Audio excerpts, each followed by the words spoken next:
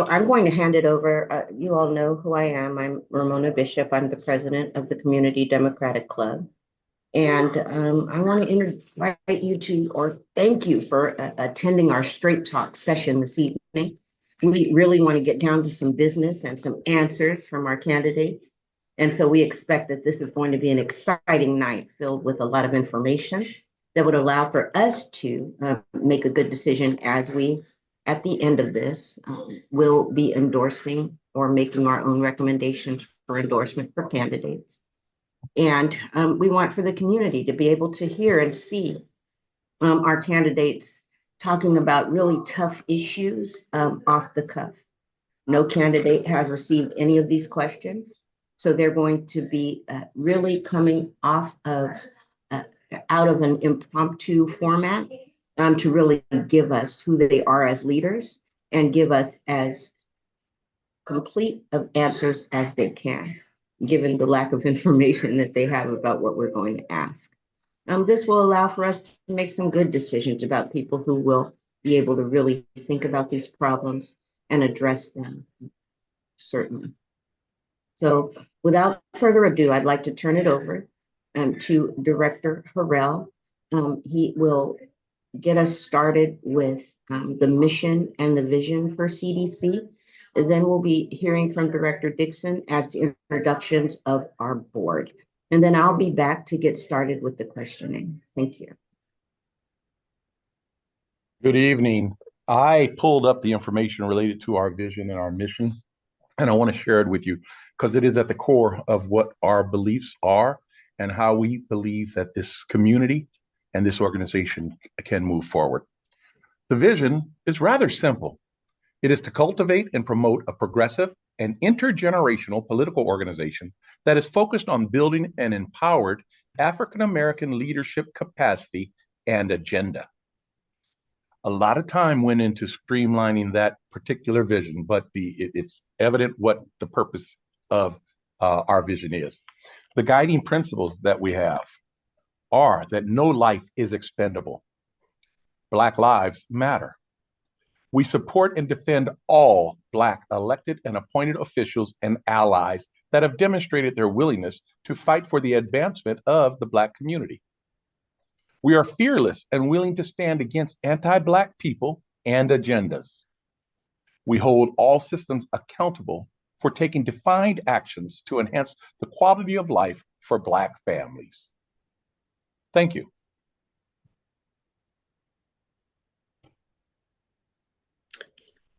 And good evening. My name is Deborah Dixon. I am director, and I'm going to introduce in no particular order our founding members. Again, Dr. Ramona Bishop has introduced herself. She is our current president. Past president, Pastor Danny Jefferson. Past president, Calvin Harrell. Hazel Wilson, past treasurer. Latresa Wilson Alford. Myself, Deborah Dixon, past secretary.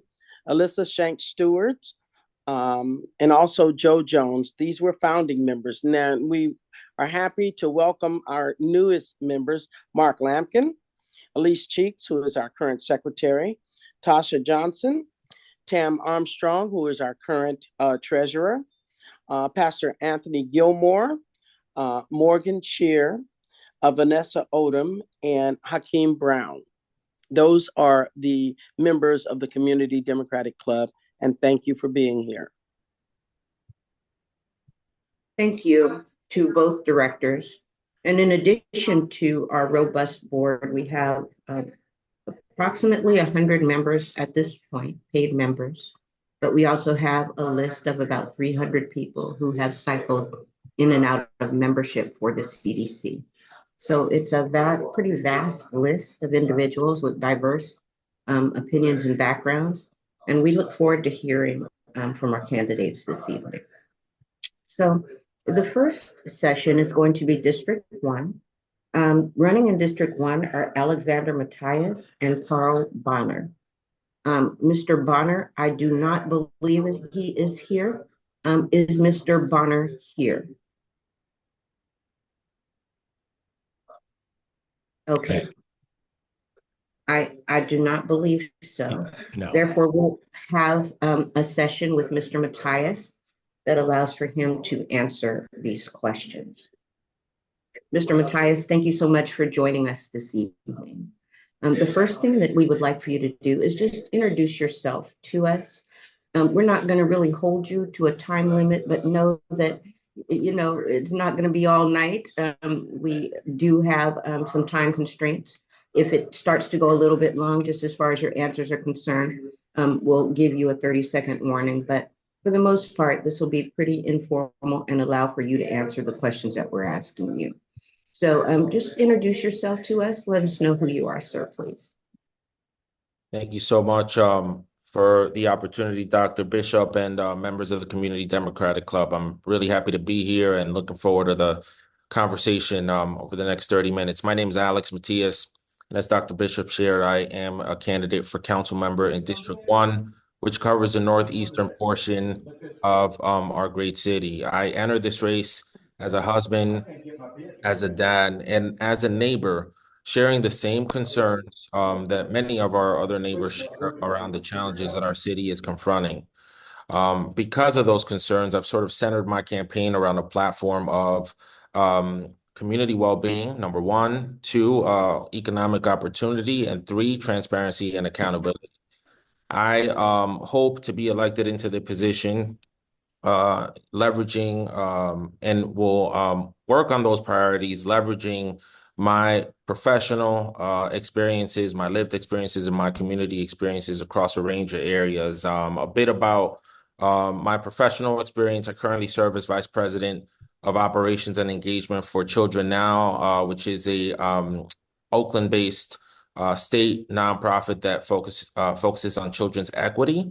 And there, I serve as a team leader, a consensus builder, and a problem solver, overseeing 6 teams. And here in Vallejo, I've had the distinct honor to be selected by my peers as chairman of 2 commissions, the Code Enforcement Appeals Board and the Economic Development Commission, where we have worked pretty systemically to address the challenges that are in front of us today, and I've done so over a 6-year period. I hope to leverage these sets of experiences to move our city forward, and I'm looking forward to speaking greater detail about not just my past work, but a proposed action plan to address some of the challenges that we're experiencing at this time. Again, thank you for the opportunity and looking forward to some straight talk. Thank you so much. And Matthias, I will properly pronounce your last name from now moving forward. So what do you feel are the most important issues facing the Black community in Vallejo and larger Solano County? And what do you expect to do about those issues? So I'd say number one, you have to really talk about safety at its core. There is a sense of fear in our community because of rising crime, because quality of life issues are not being adequately addressed by our local government and done so in a timely fashion. And then 2, I would say, lack of economic opportunity. And that's both a result of underinvestment in our education system, in our programs that could deliver real economic value to our Black and brown families, and also, the lack of job creation in our community. And then number 3, I do think that over time, there's just been a lot of questions around how, funding has been allocated in our community, how decisions have been made to, really move our city forward. And so those are the sort of the core 3 areas that I would be addressing in the first term as council member. And specifically what I would do around safety is, I know we've had a sort of state of emergency in our community for well over a year at this point. I would be proposing at the mid-year budget cycle specific actions in which would entail both practical solutions like implementing bot dots at intersections where we're having sideshows and donuts and things that are really endangering the community, to reallocation of sources to get more management personnel into the police department, to get some more data analysts, that can help inform the work that's happening on the ground. And so I would really work to address policing and also make sure that reform is moving forward in that same vein with allocated funding. Number two, when it comes to job creation and economic opportunity more broadly, I think we probably enjoy one of the most creative and entrepreneurial cities in the entire world, in my opinion. And so we have to spur economic activity by investing in our entrepreneurs. I've tried to do that by addressing leakage in our community and more specifically, finding ways to spotlight our businesses, whether those are brick and mortar or pop-up shops. I've done so through the Economic Development Commission, through the reestablishment of Vallejo Main Street, and a whole host of other ways working in tandem with city staff. And then I've also advocated for specific programs too. Everything from, issuing of gift cards, which didn't see the light of day, but again, it was meant to be a economic stimulus into our local economy. And then that's only on the economic side. In the first term, I would make sure we have an accelerator that really looks at ways to spur more business development in our community that reuses space that's currently vacant, whether that's in the downtown or other business districts. And in addition to that, I would also be partnering with the county to see if we can continue a revolving loan fund, which was proposed by a candidate in a previous election cycle. Now, lastly, this also extends to home ownership. This also extends to education. And so when it comes to home ownership, obviously, we want to increase the housing supplies to make housing affordable for folks. We want to create avenues of home ownership opportunity. And I think cities across the country have taken an active role in facilitating that. I want to be a thought partner and want to implement policy to move that. I want to look at inclusionary housing as well. And when it comes to economic opportunity, I also want to make sure that we are looking at our code and finding ways to facilitate that. And then I also talked about transparency and accountability. I'll be brief there. I think that what's important there is that we're telling folks what projects we're working on, why we're working on them, and how decisions are being made. It's also important to make sure we're being transparent in how funding allocations are being made, whether that's to nonprofits, whether that's to our small businesses. And so I will make sure I leverage my power as a council member to hold public hearings or work in tandem with council to do so. And so generally speaking, what I'm proposing is really addressing your quality of life issues, underinvestment, and really ensuring that we're getting information out and empowering folks to live the best lives they can. Wonderful. Thank you. Again, I'm going to ask you, if you're not muted, to please mute so that we can hear every aspect of what our candidates have to say. Thank you. I appreciate that. In preparation for this, our Community Democratic Club did meet with Black leaders from across the county to find out what their big buckets were. And you named a number of them, which we're going to come back to in just a moment. Can you share with us who are your most trusted advisors in the Black community, and how will you continue to seek their advisement should you be successful in attaining this office?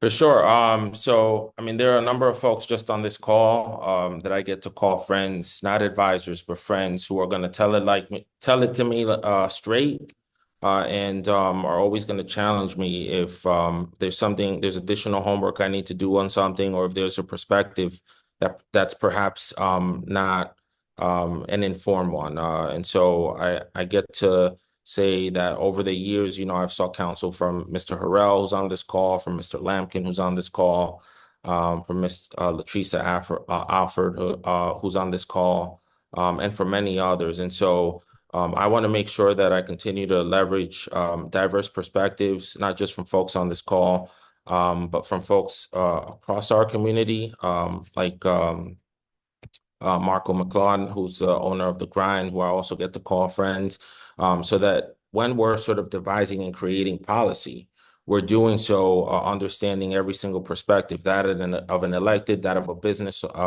owner, that of a homeowner. And so those would be the sort of folks that I would be continuously engaging, in addition to coming into these spaces to help ensure that any decisions are helped informed by varying degrees of perspectives from our community. Wonderful, thank you. Um, just and lastly, I think my question about how should you become city council member? Would you have different ways of engaging different Black leaders from the community, or would you basically be operating in the same fashion? I mean, this is sort of gonna sound like, you know, I don't want to say I would be engaging in the same fashion as folks who are either in elected office now or who have held the office in the past. I would be engaging folks throughout the community in the way that I know how to best engage folks, and that is nurturing strong and deep relationships that are based on trust and honesty and alignment on our shared values. It would be reaching out to folks that perhaps are not part of my friendship circle or serve as advisors of such, and really getting their perspectives, because I think that's important to not just be in your echo chamber, but to also like reach out and hear from others. And I think what I would speak to is just a few weeks ago, I held a fundraiser in on Broadway at El Barbas, and you should have seen just a range of folks who were in that room, who are not necessarily in that room on most occasions, but that just share the same vision for wanting to see our city move forward. And so I would, in effect, continue being Alex, and continue just showing up as my authentic self, and always ask, what are things I can do better, and what are things I can do better in service of our community? Thank you so much. I'm going to invite all participants, if you have questions of the candidate, to put them in the chat. I'll be checking for themes so that if there's anything that I'm not going to cover with him or anything you'd like for clarification with him, please put that in the chat, because we want to give him every opportunity to answer our questions. The next question I have for you is around boards and commissions. Many of our prospective Black leaders and leaders in general are asked to serve on boards and commissions. What will you do to ensure these seats are truly impactful seats? And what will you do to make sure that decisions that are made are not overturned by those who appoint those individuals to boards and commissions? Yeah, so this has been a longstanding concern and frustration that our community has had with the Vallejo City Council. And that frustration has been that appointments made to boards and commissions have just sort of been made in name only, and we haven't really tapped and leveraged the expertise that we have in our community. As I shared earlier, we probably enjoy one of the most creative and entrepreneurial and skilled and talented communities in the entire country, and I really believe that. And I think it's a disservice to every person who sits on those boards to not really ask them, how would you go about fixing this problem, solving that problem?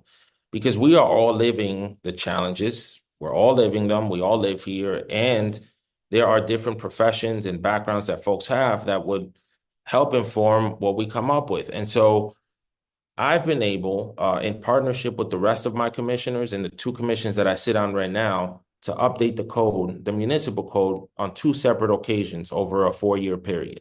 That was done through very intentional, recruitment, encouraging my friends and folks who I know are very experienced to like join our boards and commissions and participate in the discussions and the deliberating that needs to happen to push up solutions to council that that can help, that can solve some of our challenges, number one. Number two, it also took collaboration with city staff in both articulating what we were hoping to accomplish and serving as a bridge in my role as chairman between staff and council on things. And so in the same way, acting as a council liaison, I would be championing the work of those commissions, ensuring that they're reporting on a quarterly basis so that both work is being reported out on, and then there are opportunities for FaceTime and relationship building. And then lastly, I think it's also important to make sure that there's alignment between city priorities and then the commissions that are sort of tasked with supporting that work, right? So for example, economic development,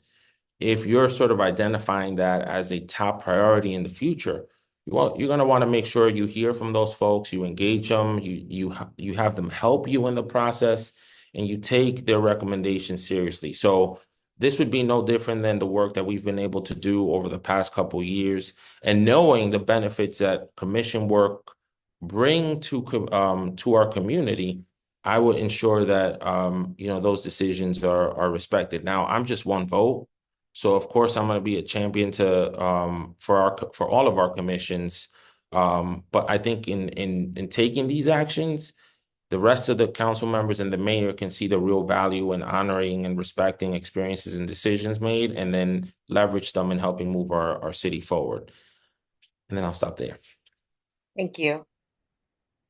The next question has to do with our youth.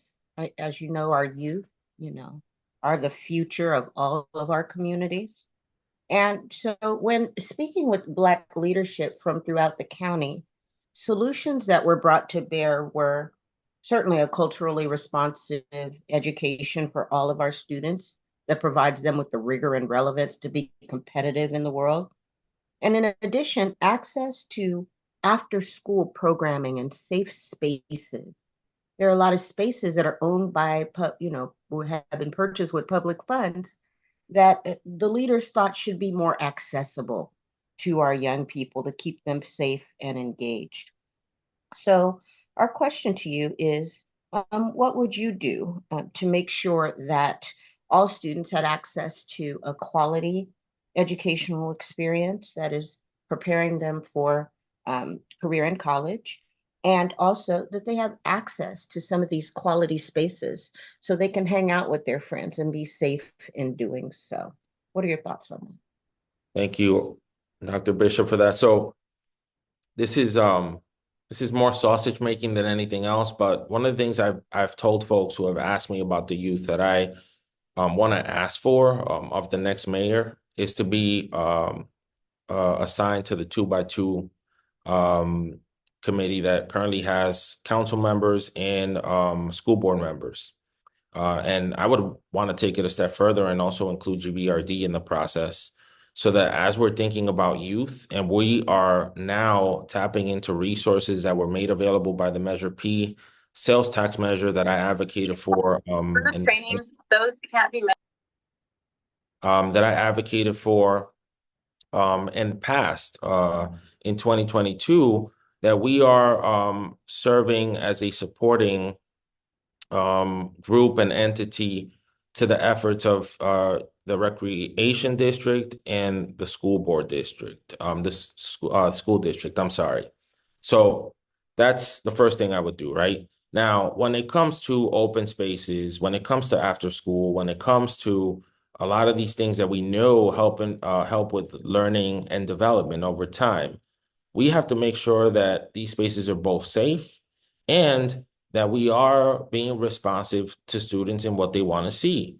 So I don't believe that all of our sort of open spaces at this time have been cared for and invested in and are responsive to the needs of our kids. And so I would want to, engage in a process to make sure that any funding opportunities sort of reinvent or reimagine the parks to be more responsive to what kiddos want. And then when it comes to after school programming, there is state funding that's available now, and every school district, as you know, pursues ACES funding and other funding streams to help support that after school programming. But how can we leverage public dollars to also move some of that programming forward? Because that not only has a value in helping support what's being taught in the classroom, that also keeps our kiddos safe. And so that's something that should be prioritized across every single school. And if the funding's not there, then the city has to step in, because kids are our future. Now, there are many other programs that we need to also think about implementing, like fellowships. There was one I led over a 3-year period. And again, this all needs to be part of a plan, which our youth coordinator is now implementing to help support kids and our youth through college. Thank you so much.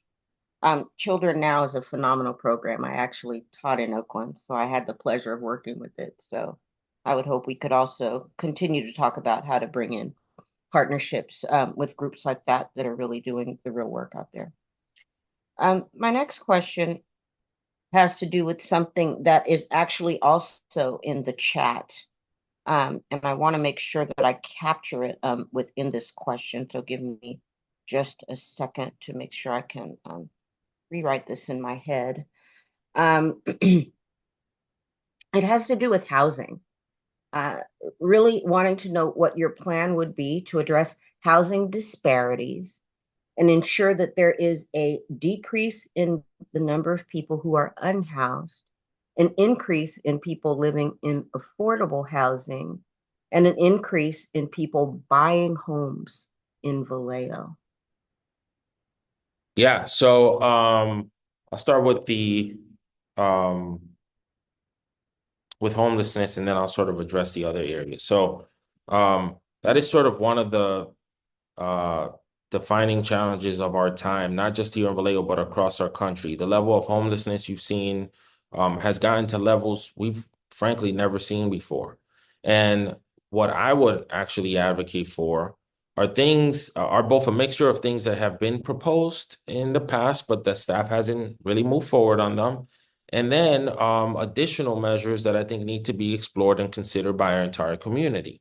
Now, number one, we need to make sure that supportive housing, and that is, whether you talk about the Navigation Center that's under construction right now, the Broadway project, that these things are finished on time and that they're serving the greatest number of folks possible. We've seen unbelievable delays and cost overruns when it comes to these projects. And so that then, in a resource-constrained environment, prevents us from providing additional supports and wraparound services to folks who really need it. So that needs to make sure that needs to move forward as soon as possible. We also need to identify a central location. I know the Vice Mayor, Loera Diaz, requested that staff identify a central location where folks could receive all sorts of services in partnership with the county. And there was never any follow through around that. Now, if we can't find a location, which I find incredibly hard to believe, then we need to look at the city-owned property that's available and make sure that that's an option on the table. In addition to that, we also need to make sure that we are also tapping into the county. We are tapping into state and federal resources, because the reality is, as I've already alluded to multiple times, we have a finite number of resources in our community and many different priorities. And so we have to make sure that we have a shared vision around how we're going to support the unhoused, that we know how much we're going to spend on it, and that all those services are sort of coming together. And then when it comes to other forms of housing, like affordable housing and whatnot, we've got the Sacramento project that moved forward and it's now complete. And we also now have a certain number of units that we have to produce as a city. And so I would be pulling every lever that's available to the city, whether that's looking at inclusionary housing, whether that's, looking at our zoning code and finding opportunities to update the code to allow for more dense housing and transit-oriented development in our business corridor areas. And so I would be sort of working with other council members and the mayor to also facilitate that housing supply and production in that manner. And then I talked about this in an interview on Saturday. One of the barriers to housing supply is construction costs. And there are many lenders right now that are sort of facilitating construction to take place on alternative forms of housing like modular. So how can we best leverage Factory OS? How can we best leverage, even folks who produce tiny homes to really look at other forms of housing and make those options available as well. And then when it comes to home ownership, I touched on that at the beginning of the conversation. Vallejo needs to take an active role in creating pathways for home ownership in our community. That's everything from like leveraging partnerships with, external associations to ultimately creating a grant program that's made available to help support with down payment in the same way that other agencies offer that. So how can we make that more accessible? You do that through supply. You do that through taking an active hand on with policy and programs that can help encourage that across our city.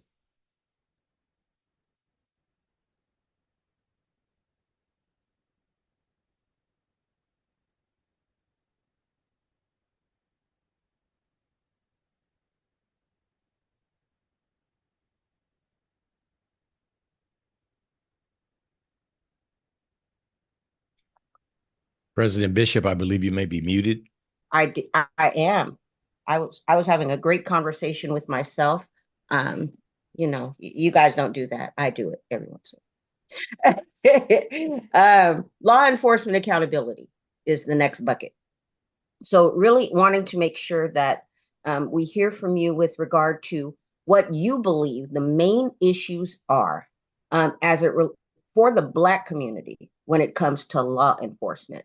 I'm talking about police and sheriff, and what you feel the solutions are to these complex issues. Yeah, so I think it's sort of twofold, and I have to center it around my own lived experience as a man of color. And I just want to provide this additional context in case you guys didn't know. I'm originally from the state of New York, from New York City. And I grew up during a time where, the policy of stop and frisk was in effect. And I got stopped an untold number of times. And that actually was very harmful, I would say, as a young man for me, as a kid, and then a young man to have to grow up in that environment. But there was also this other side to it where I needed to make sure that my neighborhood was safe, and that we were, I was in effect protected from gun violence, from many gangs in my neighborhood and surrounding area. And so we have that sort of same issue playing out where, we want our rights to be respected. We want our neighborhoods to be safe.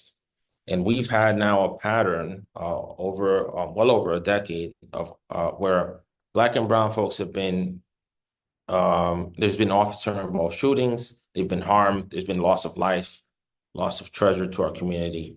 And so what we need to make sure is that reform is moving forward, that we're hiring ethical officers that are gonna, hold themselves accountable and also be in line with the program to move reform forward. And I think that is going to help address both the safety issues we have presently in our community and also the willingness from folks, who just look like me to also want to engage and be a part of their community. And so you asked for specific solutions, right? And some of the challenges that I also see playing out.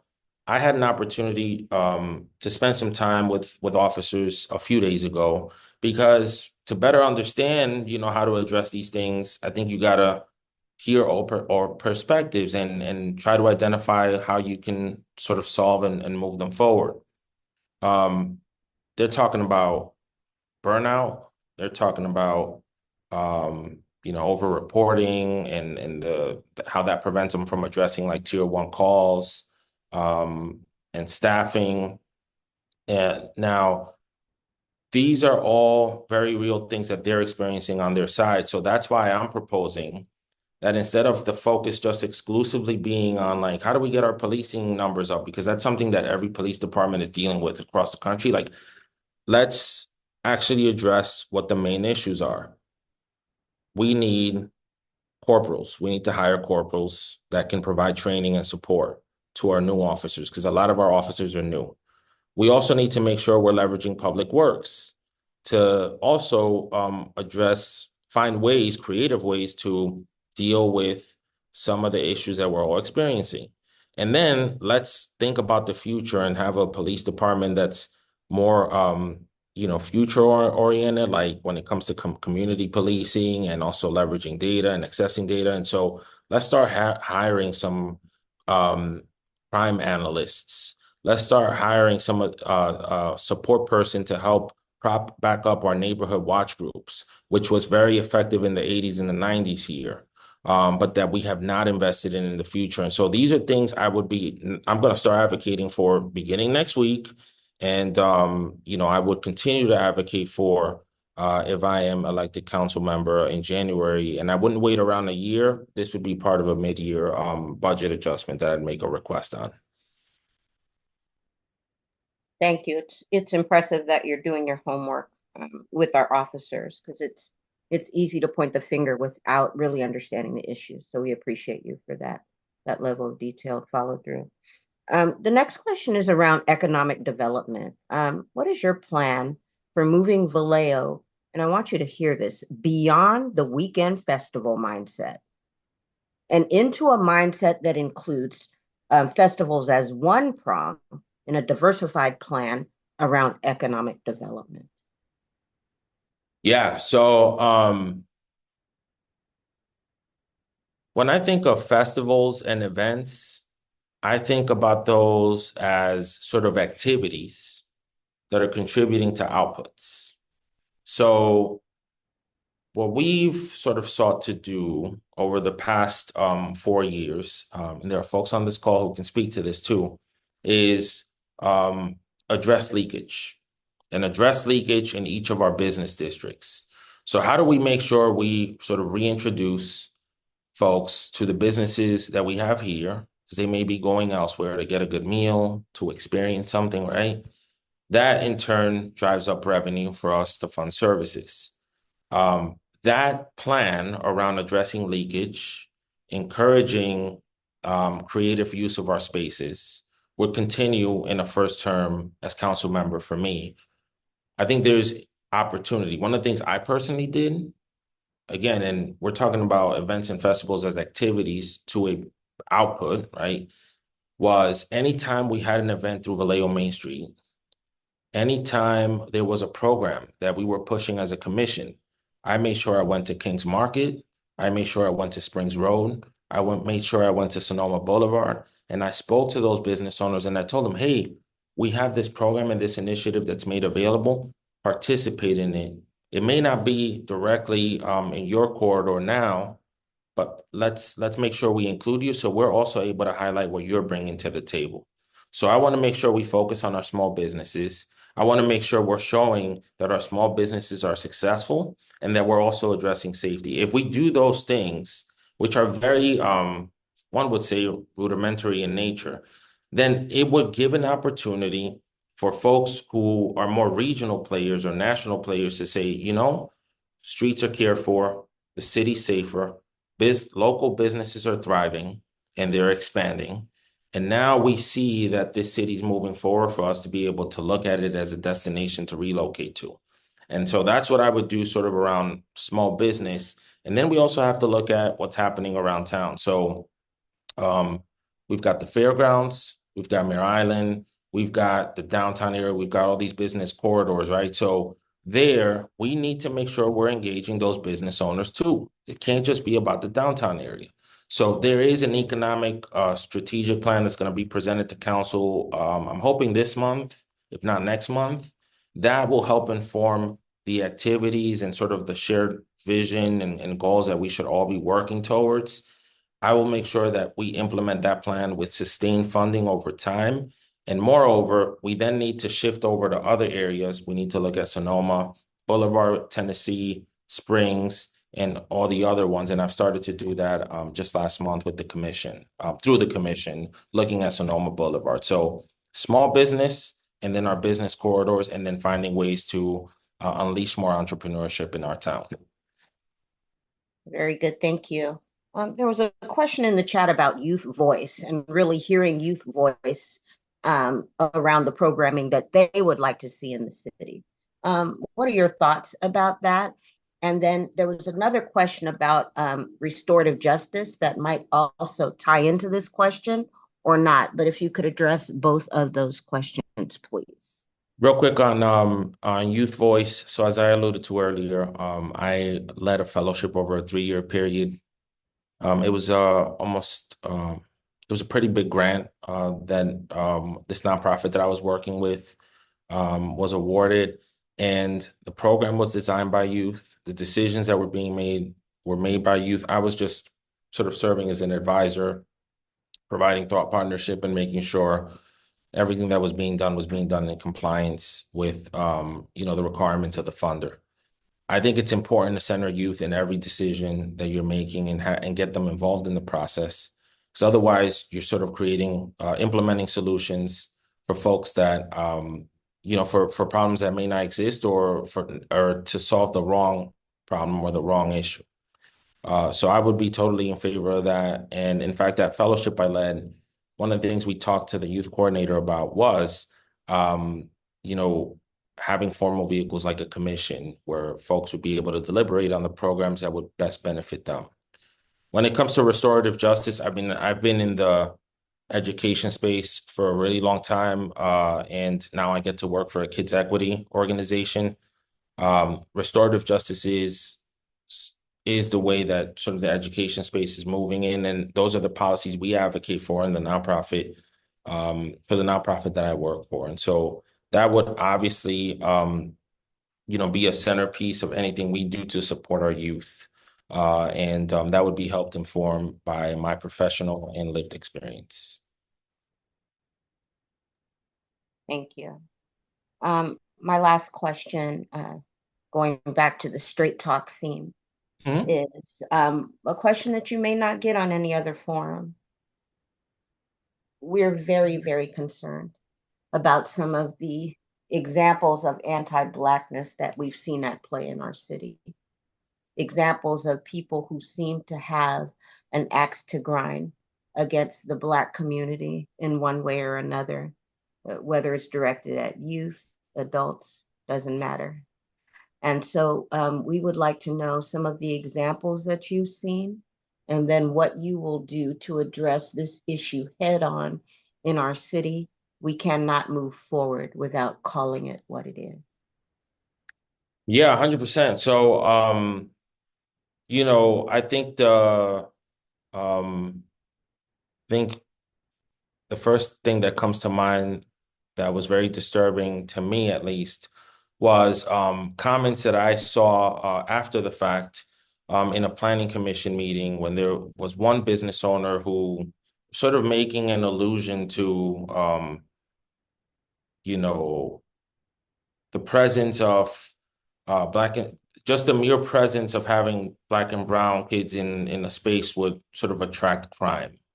It was something to that effect that she went up in front of a commission and made a public comment around. Now, that sort of speaks to bias, and that speaks to other things that are just not acceptable in our community. I will make sure I call that out. And the thing about me is, sometimes I make those statements out in public, and if I have to, obviously I would be in a position to issue public statements as a council member, but I also have the hard conversations one-to-one, and I tell people that that's unacceptable in our community. So that would be one example that stayed in my mind, that we just can't tolerate, because we're better than that, and it's unacceptable. The other thing is, when it comes to just general connotations that are just made with folks from my background, I take a lot of time to have the very hard conversations with folks, and to also show that that's not going to happen. So an example of that was, and I feel very comfortable saying this, we just had the August Summer Night series. Thousands of people to see La Russell. We were able to show what a diverse and strong community can do when it's working together, when it's not relying on old biases, on racist tropes or any of that, when we come together to celebrate one of our own, and when we live together in harmony. So I am working to build a Vallejo where there is that shared understanding and that shared appreciation and willingness to listen and learn and want to talk and work through things, not a Vallejo where we stay in silos, where there's divisiveness and those hard conversations are not taking place. And that's sort of how I've led my life, and that's what I would want to model as a council member, not just representing District 1, but the rest of the city. Thank you so much for your response. And also thank you so much for being with us here this evening. We feel like we've gotten to learn a lot about you, and I'm sure that the community is appreciative of this educational moment for us. We are getting ready to move into our next session. Again, we thank you for being with us. And to the audience, we did get started late, so I wanted to make sure that our candidate had enough time to answer the questions. We are moving rapidly into our next segment. That will be with Dr. Tanya Lettigiou. I want to make sure that she is on and that she is up as the next presenter. Thank you to those of you who ask questions as well. That makes our conversation more robust. Can we bring Dr. Lettigiou up into presenter mode?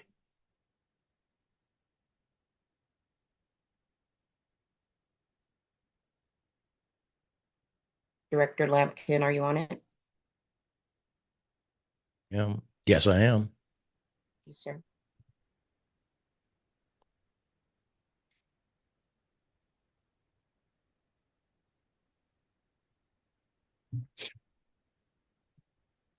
Good evening. Good evening. Thank you so much for joining us this evening.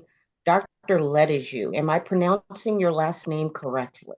Yes, thank you. Okay, pronunciation is important to me, so wanted to make sure. I'm going to get this forum started.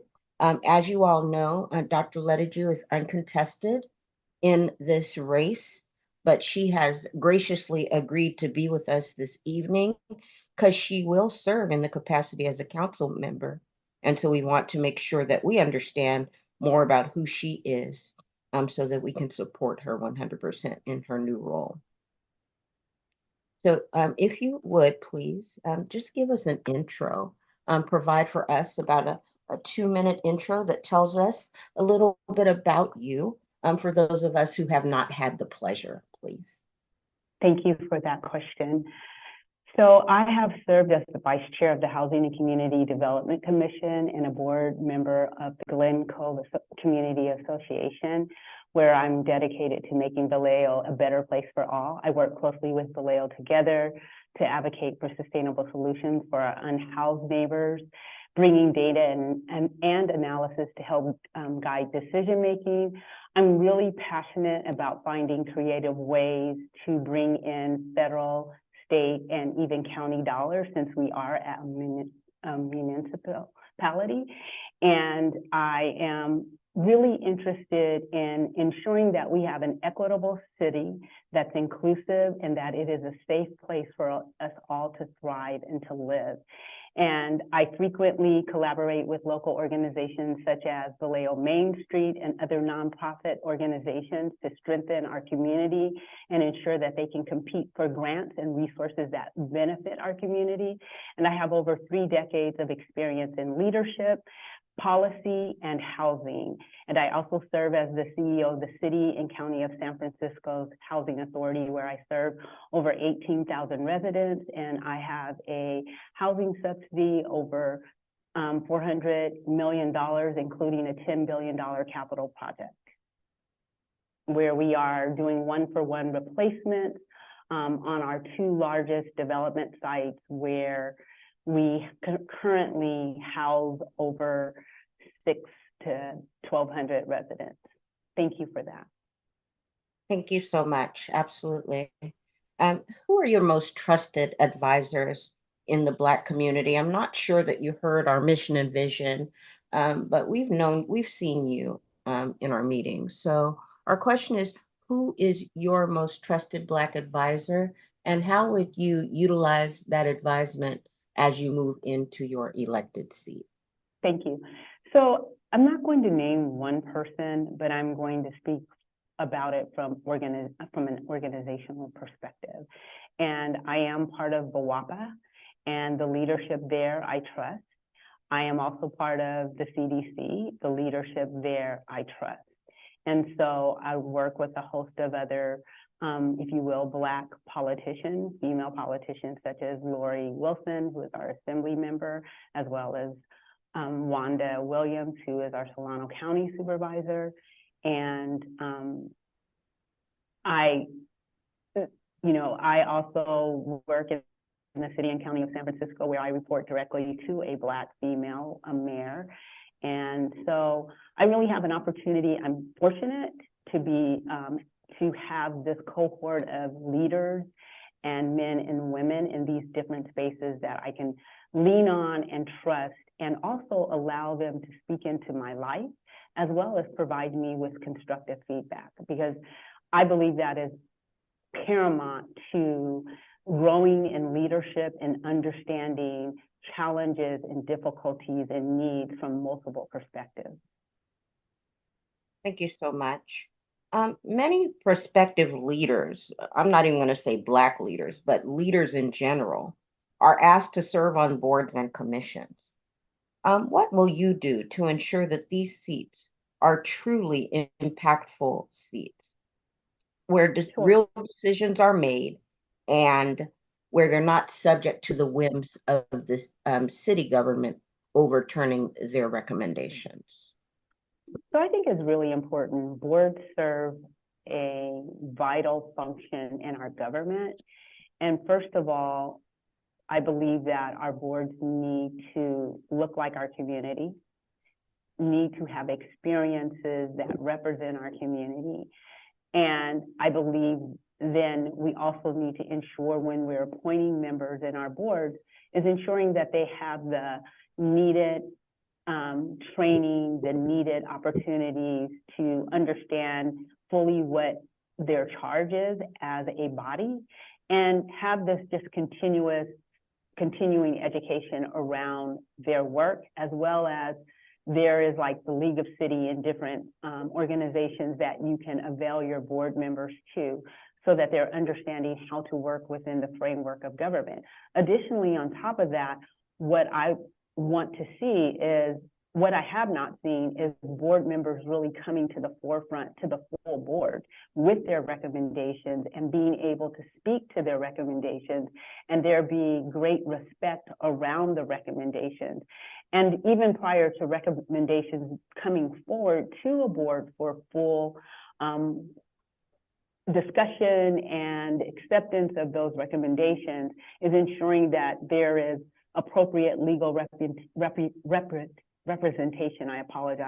for those boards, so that they're understanding what are the legal matters at hand when we are making decisions, what are the policies current today that we need to acknowledge and work within a framework, so that when they're making recommendations, they understand that their recommendations are based in the correct policy decisions, policy and so forth and on, whether it's at the local level, the state level, county level, or federal level. And we need to honor that work when it's done.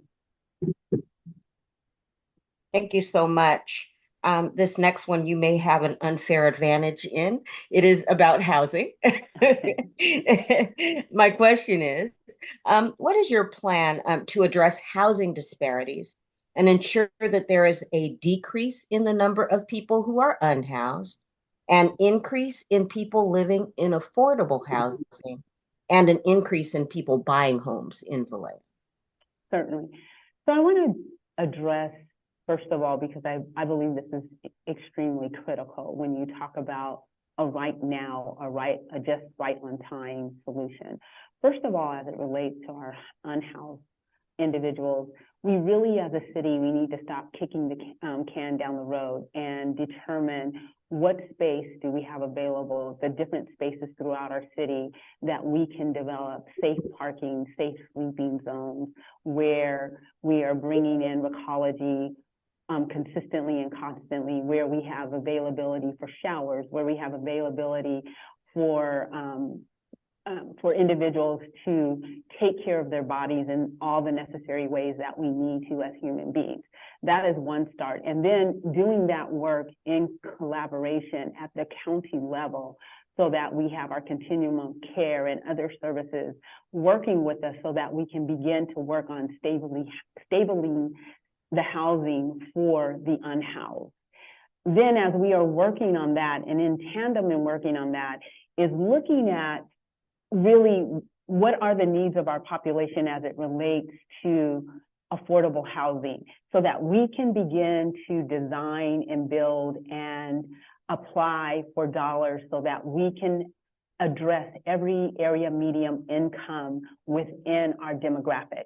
That is very important because oftentimes people talk about affordable housing and it truly isn't affordable, because what is affordable when the median income is $111,000 for a household of 4 individuals? And just if we just talk about rent easily for a 2-bedroom is over $2,300 right here in Vallejo. So we really need to understand what is affordability so that individuals aren't paying more than 30% of their income, which is a federal standard for paying housing from our income. Additionally, while we're also working on looking for grants and dollars like home key dollars and so forth and on, and determining where we can build and bringing in reliable, responsible contractors, we also have a program called the Housing Choice Voucher Program. And any of our families who literally have a Housing Choice Voucher has an opportunity to take their Housing Choice Voucher and become homeowners. So we really need to ensure that that particular component in the Housing Choice Voucher Program that's designed by HUD is used, that we're educating individuals who have that, and that we marry that with other nonprofit organizations and other organizations who are working with first-time home buyers, so that we can get them ready if they're not, and help them to understand what budget, I call it, what budget muscle do you need to exercise so that you're able to afford being able to take that voucher and become a homeowner. And so those are a couple of avenues that we can easily use, not just from a perspective of housing and stabilizing, but also moving people into home ownership. Because also when you're building affordable housing, you can build market rate housing, which is fine, but you can also build below market rate housing. So individuals within certain brackets, such as the $111,000 for a 4-household income, could afford to buy a modest home, their first home, and then move forward if they choose to. And bringing in programs and working throughout the county, the 9 Bay Area counties, and determining what other nonprofit organizations are you working with for first-time home buyers? And how can we have these models within our own county and begin to help our families be prepared to do the very same thing? And I know it's possible. Thank you so much. My next question is around law enforcement accountability. What are the main issues faced by the Black community in Vallejo when it comes to law enforcement? And I'm speaking of not only of police, but also of the sheriff. And then how are these issues currently being addressed? What unique ideas do you have for providing solutions for these issues? Sure. It's no secret to Vallejo at large, where we have had an unprecedented number of killings of our young Black individuals, which is totally unacceptable. It is no secret that there is an excessive amount of force that has been administered against us as a Black community, as well as the unnecessary racial profiling. And I think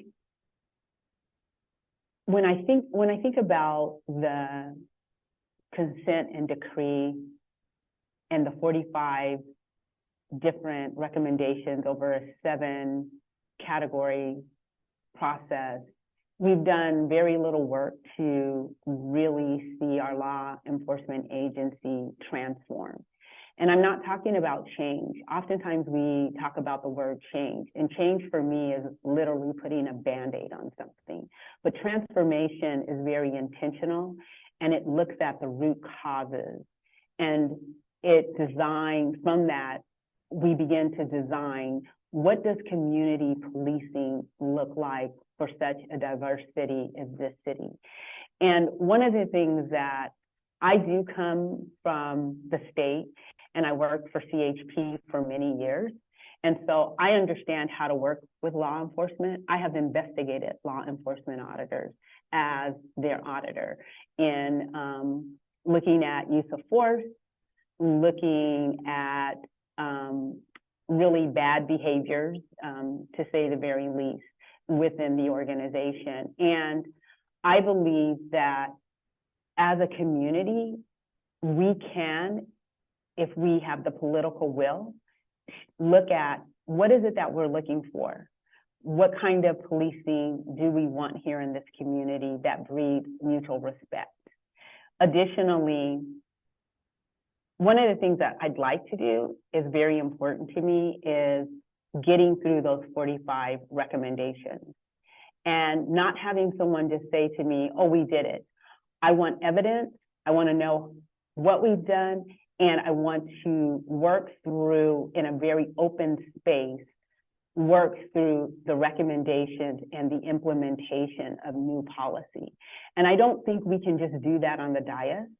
I don't think we can just do that in the police department itself, but we need to develop a community process where there is a high level of visibility and a high level of accountability that makes us all accountable to this process. Today, it has taken us over 2 years, if I'm not mistaken, or almost 2 years, to appoint the Police Oversight Committee. We still do not have the independent auditor. It's been 3 years in the agreement that we said we would have an independent auditor. And so with me sitting on the dais, I am going to hold myself, Tanya, accountable to the highest level. And I'm going to hold our city manager, and I'm going to hold our city council and our chief of police to working through a model that involves the entire community if they want to participate. And I want to be able to come to our Black community. I'm just going to be very frank about it and say, who are the organizations, who are the leaders that need to be in this room on a consistent basis? And are we willing to make this commitment? Because we're not going to get done with this in 3 months. It's going to take us time.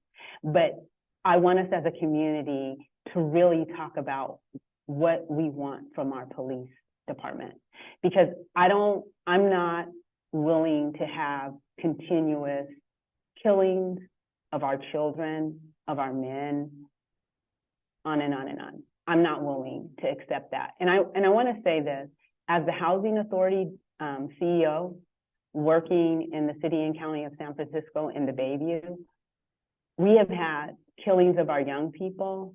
And what I tell my staff constantly, this cannot be normalized, and we have to work through the processes because this is our future. And we have to demand that we have a safe environment so that we can thrive, and we deserve that. And so I commit to you that I will work to be accountable. I will work to engage community and work to have solutions that really honor who we are as a community. Thank you. Thank you for your thorough and passionate answer. I think we all felt that answer, so we appreciate it. We have all been thinking about these issues. No matter what city, what county you're in, you're thinking about these issues and how to make them better for our young people. Last 2 questions. One on economic development is the next. What is your plan for moving Vallejo beyond the weekend festival mindset and into a mindset that includes festivals as one prong in a diversified plan to address economic development in the city?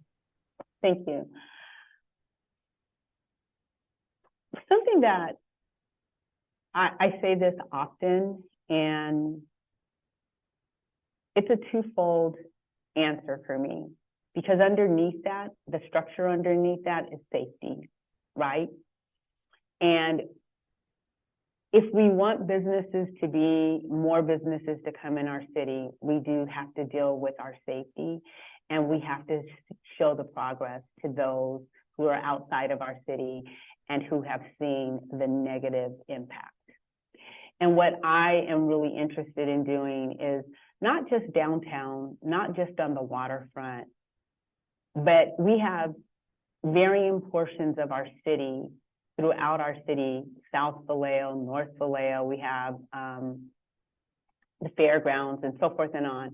And it's really looking from a big picture perspective and saying, what is our development plan holistically, and how are we going to prioritize how we're going to get this done?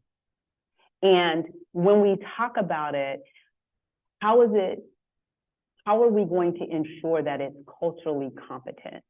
The businesses that we bring, that we invite, and that we court into our city, the types of businesses, the types of things that we need, and the types of entertainment on a day-to-day basis for our children, for our seniors, for our families and individuals. That's really important. Today, we have a very small conglomerate of small, medium, and large businesses. And even though Costco is moving from its old location and we're building a new location, you still have to fill that location. And from my perspective, we've just moved a business. We have not necessarily really increased economic development. Somebody is just building a better space. And so we need to talk about what kinds of businesses do we need here to help to service our community as it relates to the different types of grocery stores. There are many different types of grocery stores that we can have in this community, such as Whole Foods, such as Trader Joe's, such as some of the different, we have Safeways, and just different types of grocery stores that serve different types of needs. Then what kind of entertainment can we have? Where's our bowling alley? Where is a studio for our children to go? Where is an amphitheater where we can have concerts? I was talking to someone and there was a request for La Russell to have a concert at Mare Island, and it's been rejected because of the fear of what might happen. And so, you know, when I think of these kinds of things, I think of how we need to ensure whatever we're building, what we bring, large community spaces, that it is for the entire community to have the different types of events that we choose for, as well as the different types of restaurants, different types of activities, such as, I don't know, roller skating, if kids still want to roller skate, basketball courts, a really nice gym where we have places for incubators for individuals to begin their own businesses, and having supportive services around that so that our youth and young people and individuals who want to be entrepreneurs can have the support to do so. Thank you so much. I think we accidentally had someone turn their microphone on. We do apologize for that. I'm going to go to the last question. I think I skipped this question before. There's a lot in the chat around education. And so let me go back to this question around our youth. In meeting with leaders from across the county, there was a real call for our youth to be able to access safe spaces after school, but not only that, to be in safe educational spaces that were challenging and preparing them for life beyond graduation during school. So because these questions around education and our youth keep coming up in the chat, we would like for you to address this question, realizing that City Council is not directly responsible for education. That is a school board matter, and different matters with regard to small boards for private school and charter school. However, what can you in your City Council role do to address the issues of facing education for our young people, as well as access to safe spaces for them to be in after school? Sure. I'd like to address the first piece of it, is the second piece that you brought forward as it relates to safe spaces. And I think it's extremely important that our children have after-school programs. I think even through high school, if they're not choosing to work after school, so forth and on, but having places for them to go, whether it's on their school campus, whether we have different types of community centers in our varying communities that are full and operational. Really, honestly, I'd like to see them 7 days a week, that our children always have activities where, again, it is space where it's activated through different types of activities. If they need help with tutoring and so forth and on, that can go on. If it is taking an extracurriculum class of something that they really want to learn to do in the arts or so forth and on, computer science, the STEM programs, and making sure that those things are available. And if there's a cost to them, ensuring that it's an equitable cost that families could literally afford, if that needs to be, or having a mechanism through our city council, through our city budget. I firmly believe that our city should have a line item to help with our education system, whether it is our public school, whether it is our charter schools, because the reality is these children live in our community and they are our constituents, and they deserve to have tax dollars spent on their behalf. Thank you, Dr. Lettigiu. We certainly appreciate your spending your time with us. You don't have to do this. Your race is uncontested, but getting to know you has been our absolute pleasure, and we appreciate your thorough responses to our questions. And we know that you'll be available to our community and all communities as you take your seat. Thank you again for being with us. We very much appreciate it. And thank you, and I see that, Mr. Dean Hodges. And agreed. Mr. Hodges has so a lot to say in that chat, and we appreciate you for being here tonight. We want our audience members to be actively engaged, so we appreciate all that's in the chat. I'm trying to make sure I incorporate it into the questioning for the candidates. Thank you very much for having me. Absolutely. We're moving rapidly now into the last of the city council seats that is contested this evening. And to the audience, I just want to say we're about 10 minutes behind, so we'll probably go till about 8:10 because we do have 3 mayoral candidates that are joining us this evening. So we'll go to our city council race, the last of those, and then we'll move rapidly into the mayoral conversation. But I do want to share with you, we'll exceed time somewhat just because of the fact that we started a little late. So we would like to appreciate now Ms. Helen Marie Cookie Gordon. I believe she is the only one that is running for this particular seat that is present. So if we could bring her up onto presenter mode, I would appreciate it. And we'll begin our line of questioning with her now. Just a moment, please.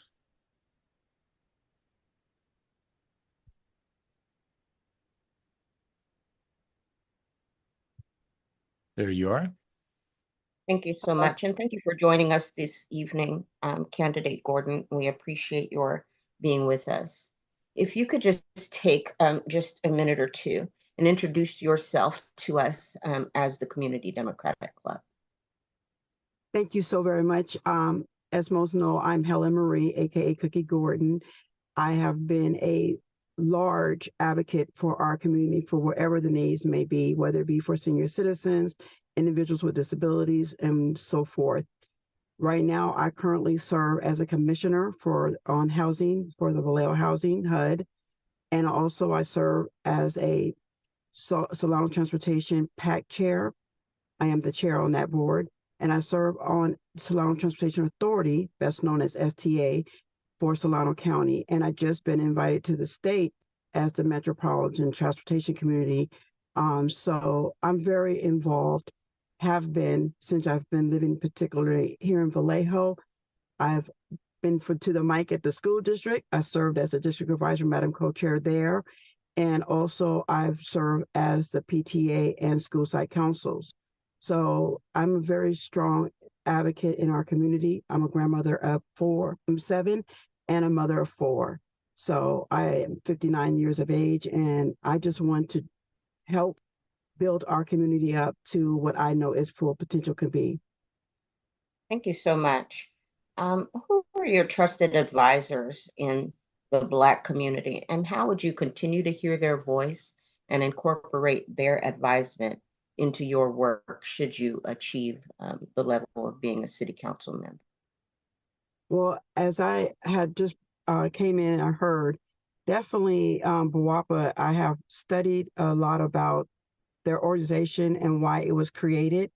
But I also CDC, and this is no punt to you, Dr. Bishop, but you have also been a large community advocate for us and helping me guide myself to making sure that our children in our community are being heard and how to go about it without creating negativity that won't benefit us, but also to our now newly elected, hopefully Cassandra James, and also our supervisor, Wanda Williams. I have had a lot of people come in and out, pastorals, from Pastor Danny Jefferson to Pastor Harris. So I have a spiritual community as well. And then above that, I have the chief of police of Sacramento, which is Mr. Daniel Hahn.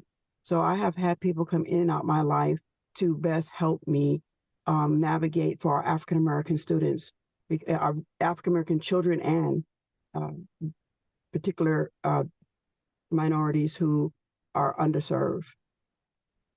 Thank you so much.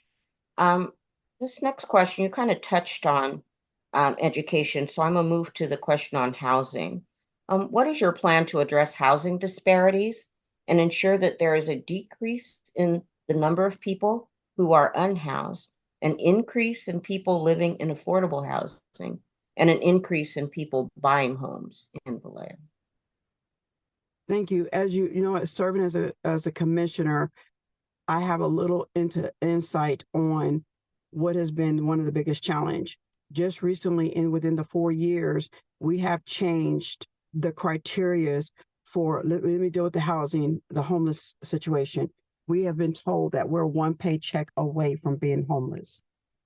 So that's saying that we are paying anywhere from 30 to 40% of our income. Depends on your occupation. It could even be higher than that because you may make less than that. So we have at the housing, we have lowered requirements. So for example, if you had a violation and they had a 7 years to you, we have lowered it like to 3 to 2 years, 2 to 3 years.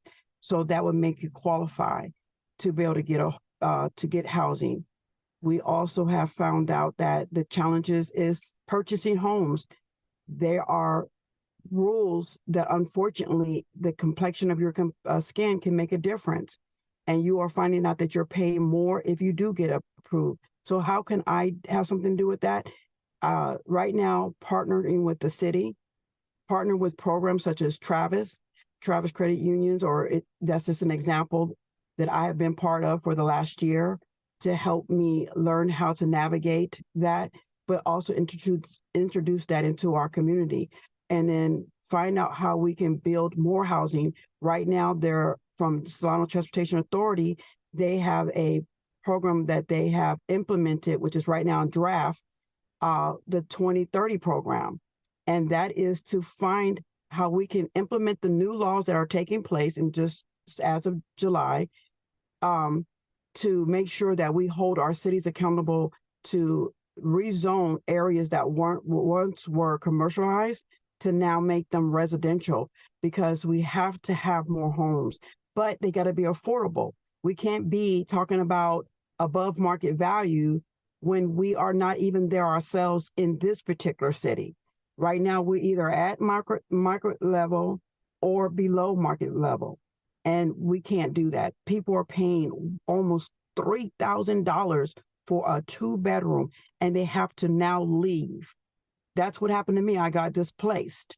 because the rent went up more than the community was. The property wasn't even worth that, but yet that's what happened. So we have to make sure that we implement programs such as renters association, implement our city to help our programs to take place, and staff have to be involved. Right now, this looking away type of thing, moving homeless people from one neighborhood to another, that's not helping the situation. And right now, for example, unfortunately, the Broadway project is now being postponed till February. It's supposed to be right now in the process of opening. And why? Because monies are not being allocated or something happens. And so we need to find out how we can better support our city staff to make sure projects that are coming are implemented. And unfortunately, right now, that seems to be a challenge. Thank you. I have two more questions. One's about law enforcement accountability. What are the main issues faced by the Black community when it comes to enforcement? And how are these issues currently being addressed? And then what creative solutions do you have to make sure that these issues, whatever issues that you raise, are actually taken care of? Right now, the access trustworthy to African Americans leaders in Vallejo is essential. It's defined with constant trustworthy issues. Right now, my particular district, I have to say this because we have half sheriff and half police in my particular district.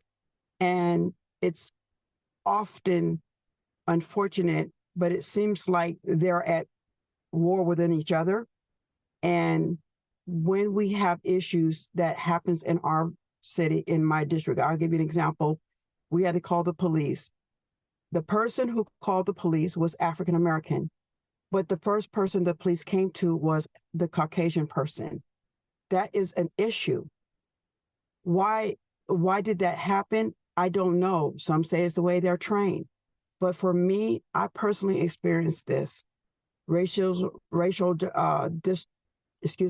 issues coming towards me when all I did was just ask a question, and I was treated as if I was hostile just because I asked a question. My problem that I have with our police department is that we don't have programs like you all did with the late night basketball. Our kids don't know the officers. The officers claim they don't know our children. They don't know their community. But if we have programs such as that, I feel like it builds relationship. It builds trusting. I do think that our officers should have unbiased training.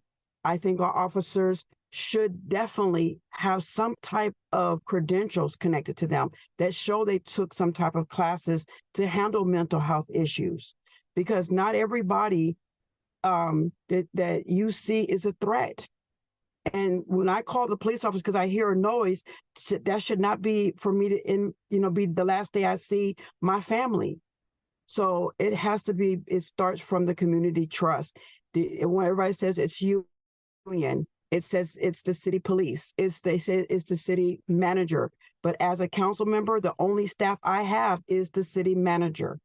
And I have to find ways how we can build support to him or her, future,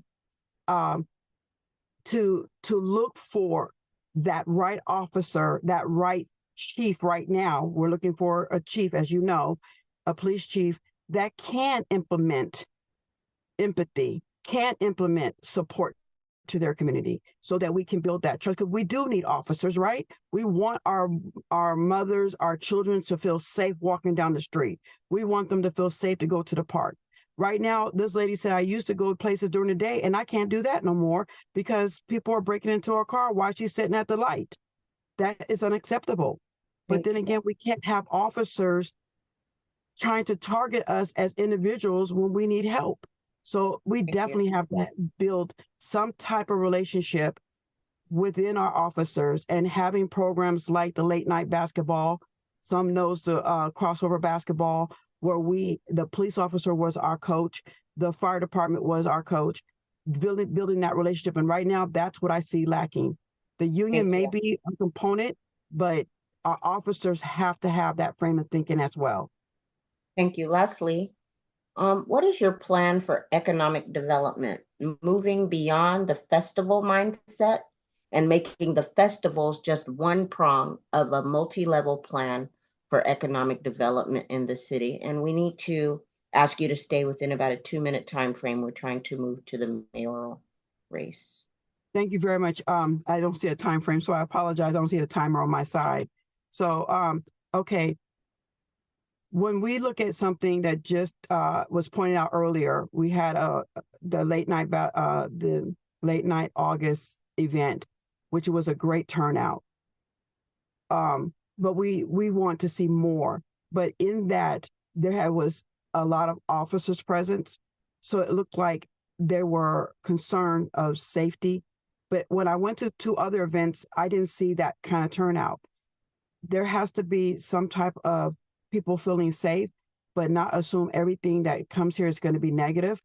And looking at the economics, such as you mentioned earlier about the Costco, yes, I see that Costco came over, but what else is going to come? As we do know, there is the fairground event coming where they're going to realize that whole entire event and put grocery stores, put housing, put all kinds of opportunities for people to get employment over there. But there's not a lot of that happening throughout the city. It's not equal. So what I would like to see is how we can get that development that where people want to come here. For example, we have the ferry here. We have this whole entire waterfront where we can build that up. When I came here in 2005, I seen that take place. In 2008, it was finalized. It's 2024, and that's not even happening. In fact, one side of the waterfront is green, the other side is brown. So I would like to, with my colleagues, support the city and bring those business here and build up our waterfront, because that's the start. And because we have transportation here, so I would like to see that happen, and then from there work into the city. But right now, a lot of our city is not equally accommodating to have businesses come here, developers come here. There are a lot of incentives that we could offer, but the most important part is our children don't have anything to do here. I mean, we had a bowling alley that was taken away. We have community centers that are, unfortunately, the fees are so high that it's hard if you have more than 1 or 2 children to take advantage of. So there is nothing for our children to do here. And mind you, if we don't take care of our children, how will we expect them to want to come back to help? So I would like to see how I can help support, bring our families, because if one thing a lot of parents tell me, when they come here, they look to see what is available to their children. And they don't see a lot of that. And that's unfortunate. So I would see what I could do to partner with my colleagues to bring more business here in this thriving community, because we have it. We have the space, we have the opportunity, and we're in a perfect location. I hope I answered that correctly. Thank you. Thank you so much. And thank you for mentioning the waterfront. I'm sure the waterfront is on the minds of many of us who realize that it is a real opportunity to provide a space that people can love and enjoy more so than they already do. Absolutely. Thank you so much for joining us this evening and for your thorough responses to our questions. We really, really appreciate you for just being with us and letting us get to know you a little bit better. Thank you. Likewise, the same. And please, if anyone have any questions, reach out to me. If I didn't answer it to the best of their ability, feel free to reach out to me, and I can take more time and dissect what they need to know, because I am qualified. I am the best candidate for this opportunity. Thank you so much. All right. Want to certainly appreciate Mark Lampkin and our communications team that is running the background on this. Mark is going to now bring up our mayoral candidates. I want to thank the audience as well for hanging in there with us. We truly appreciate each one of you taking 2 hours to really learn more about the candidates. It has not gone unnoticed that you as our CDC members are here with us. So I'm seeing Pippin Du. Thank you and welcome. Thank you. Pippin. We're going to hopefully, I think he can bring up all three of the candidates, and I would like to take one question at a time and have each candidate address the question. I will reverse the order and so forth, so everybody gets an opportunity to go first or last or in the middle, so that no one feels like they're on the spot initially every time. Thank you. All right, so this evening we have three of our candidates. We've got Pippin Du, we've got Andrea Source, and we've got Dwight Monroe Jr. Did I mispronounce anyone's name? Name pronunciation is important to me. Mine is Andrea, but I lived in Andrea, Central okay, America for a see? couple years. So Andre, I don't balk at Andrea. But Very good. Well, thank yeah. you, Andrea. Source is here with us as well. So I'm going to start out with a question that, first of all, these questions came out of work with Black leaders and leaders of all colors from throughout our community. And so we're not asking questions that are just important to the CDC. We're asking questions that are important to families and workers and people from throughout our community. It was important to us to represent a broad cross-section of our community. So I'm going to start first with a question about our youth, because as you know, our youth is our future, and we really, really believe that. There have been lots of commentary about, and we realize that the city council and the mayor have no real jurisdiction over education, right? But there are public spaces that the mayor and the city council is responsible for. So one of the things that our community leaders pointed out is that it would be nice to have some sort of access for our young people to spaces after school and programs after school to keep them safe and off the streets. So what have you thought about these issues with regard to our youth and programming and after school spaces that might be available, or any other thoughts that you've had about really making sure that our youth feel at home and feel protected in Vallejo? Who would like to start with that one? All right. We've got two hands. I'll take the one that looked like it was first. That's Mr. Monroe. I'll come to you, Ms. Du, and then you, Ms. Source. Yes, thank you for the question, and thank you to the CDC for allowing us to share our platforms and share our different visions for the city of Vallejo.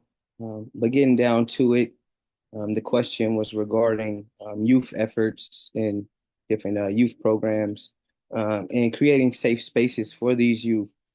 So something that I'm advocating for right now, and if elected mayor, I really want to make sure that I'm getting in contact with GVRD and its leadership to help establish that we have a youth commissioner on GVRD, or if not, create a youth GVRD board or commission. One thing that I've noticed in the community is that a lot of the events and different things that are resourceful to the community, they have a cost, or it's kind of too expensive for a lot of the youth, a lot of the parents that live here in the city of Vallejo.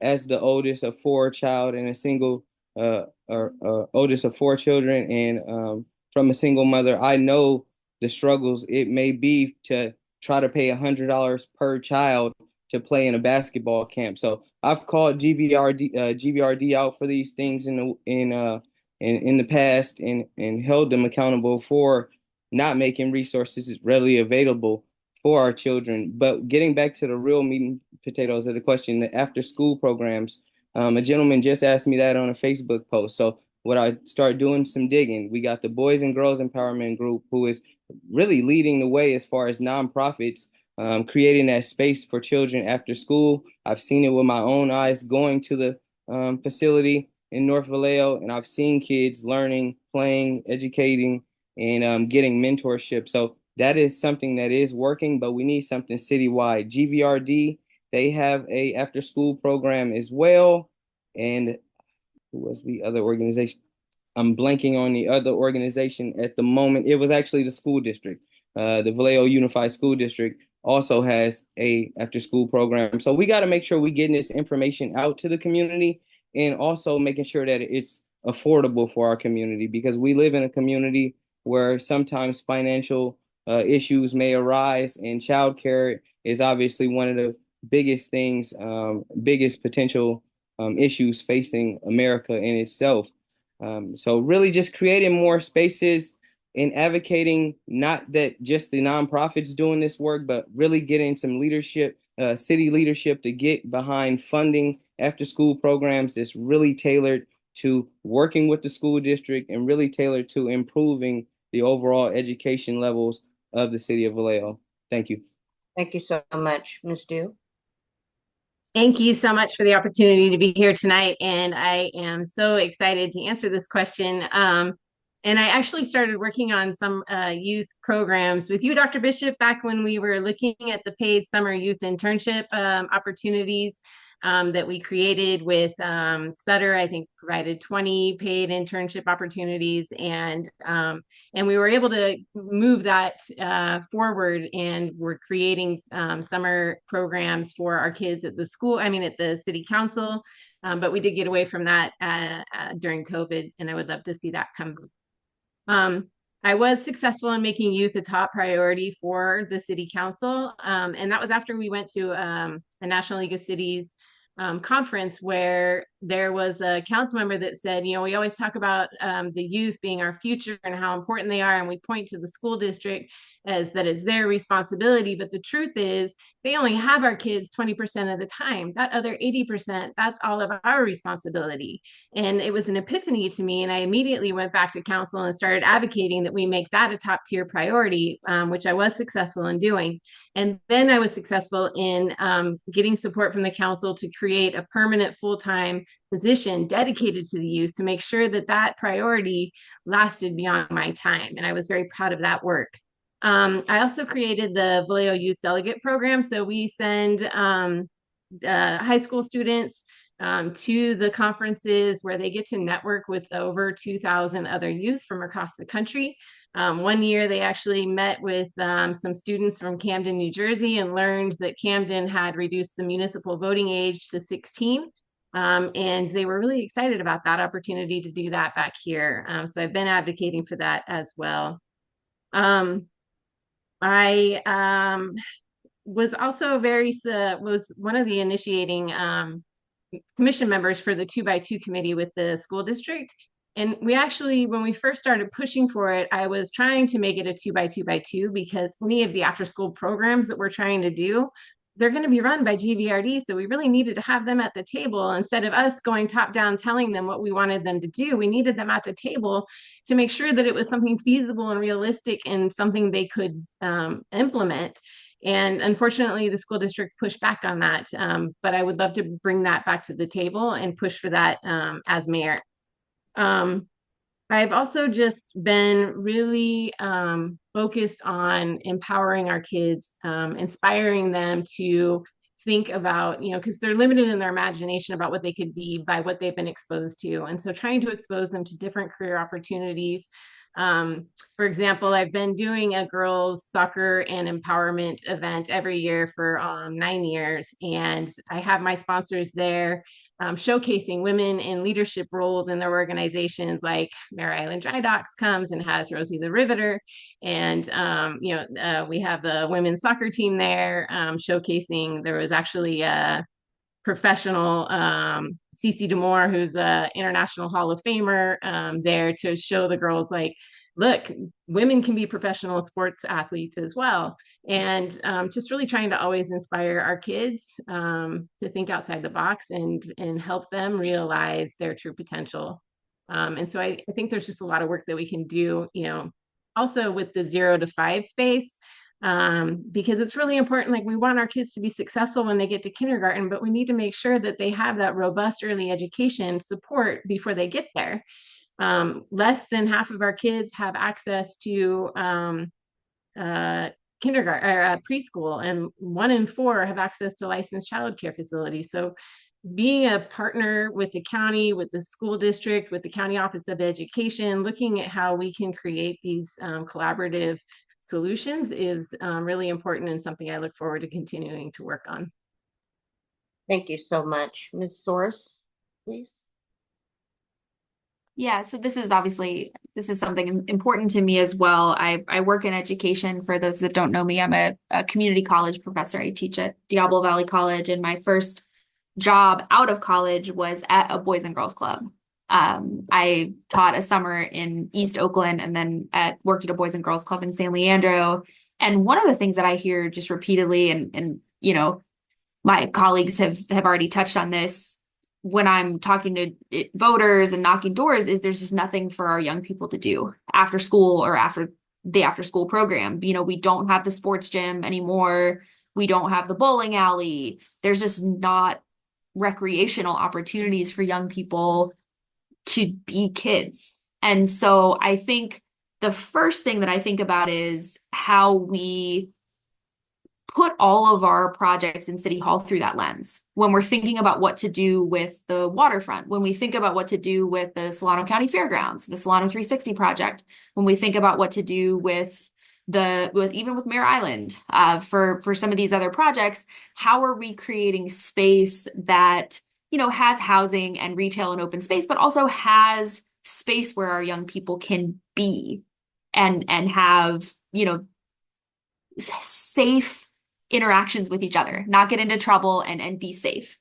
And the other piece of that obviously is having structured activities for them. And again, there's already been conversation about this again from my colleagues, but getting all the organizations in a room, getting collaboration on grants. When I've worked for nonprofits in the past, we've had really strong collaboration between, you know, the city, the county, different nonprofits, writing letters of support for each other to make our grant applications stronger. I think there are resources from the state, especially having worked in after school programming. I think there are resources from the state that we're not tapping into, and resources from private philanthropy that we're not tapping into here in Vallejo. And, you know, if we work with our higher up elected officials, I'm excited to work with Cassandra James at the county level and with Chris Cabalden at the state level and try to strengthen some of our applications to get resources for the folks like Orlando Boys and Girls Empowerment Group and for our after school programs to get more, you know, sports leagues and arts and all the other extracurriculars that our young people can have access to.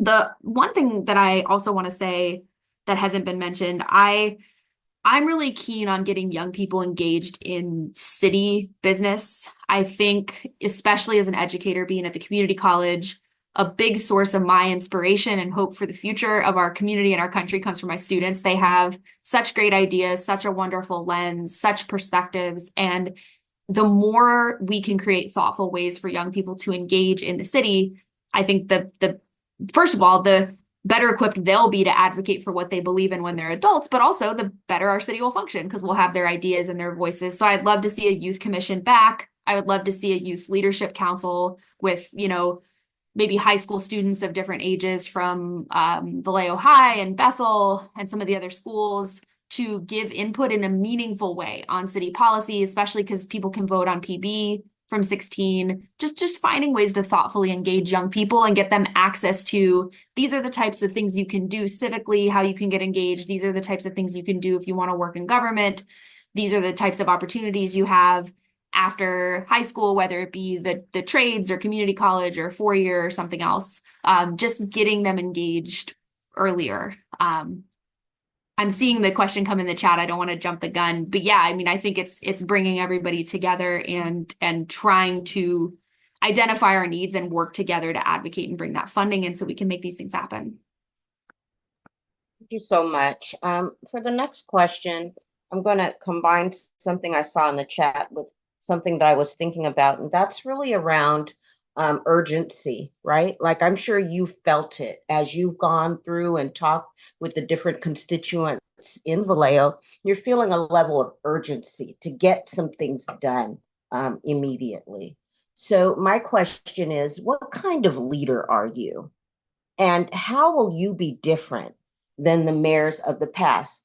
What we're not into at CDC is throwing people under the bus. So we're not asking you necessarily to do that, but we're asking you to highlight what are your assets that you're going to bring to the table so we can get some immediate transformation of our beloved city.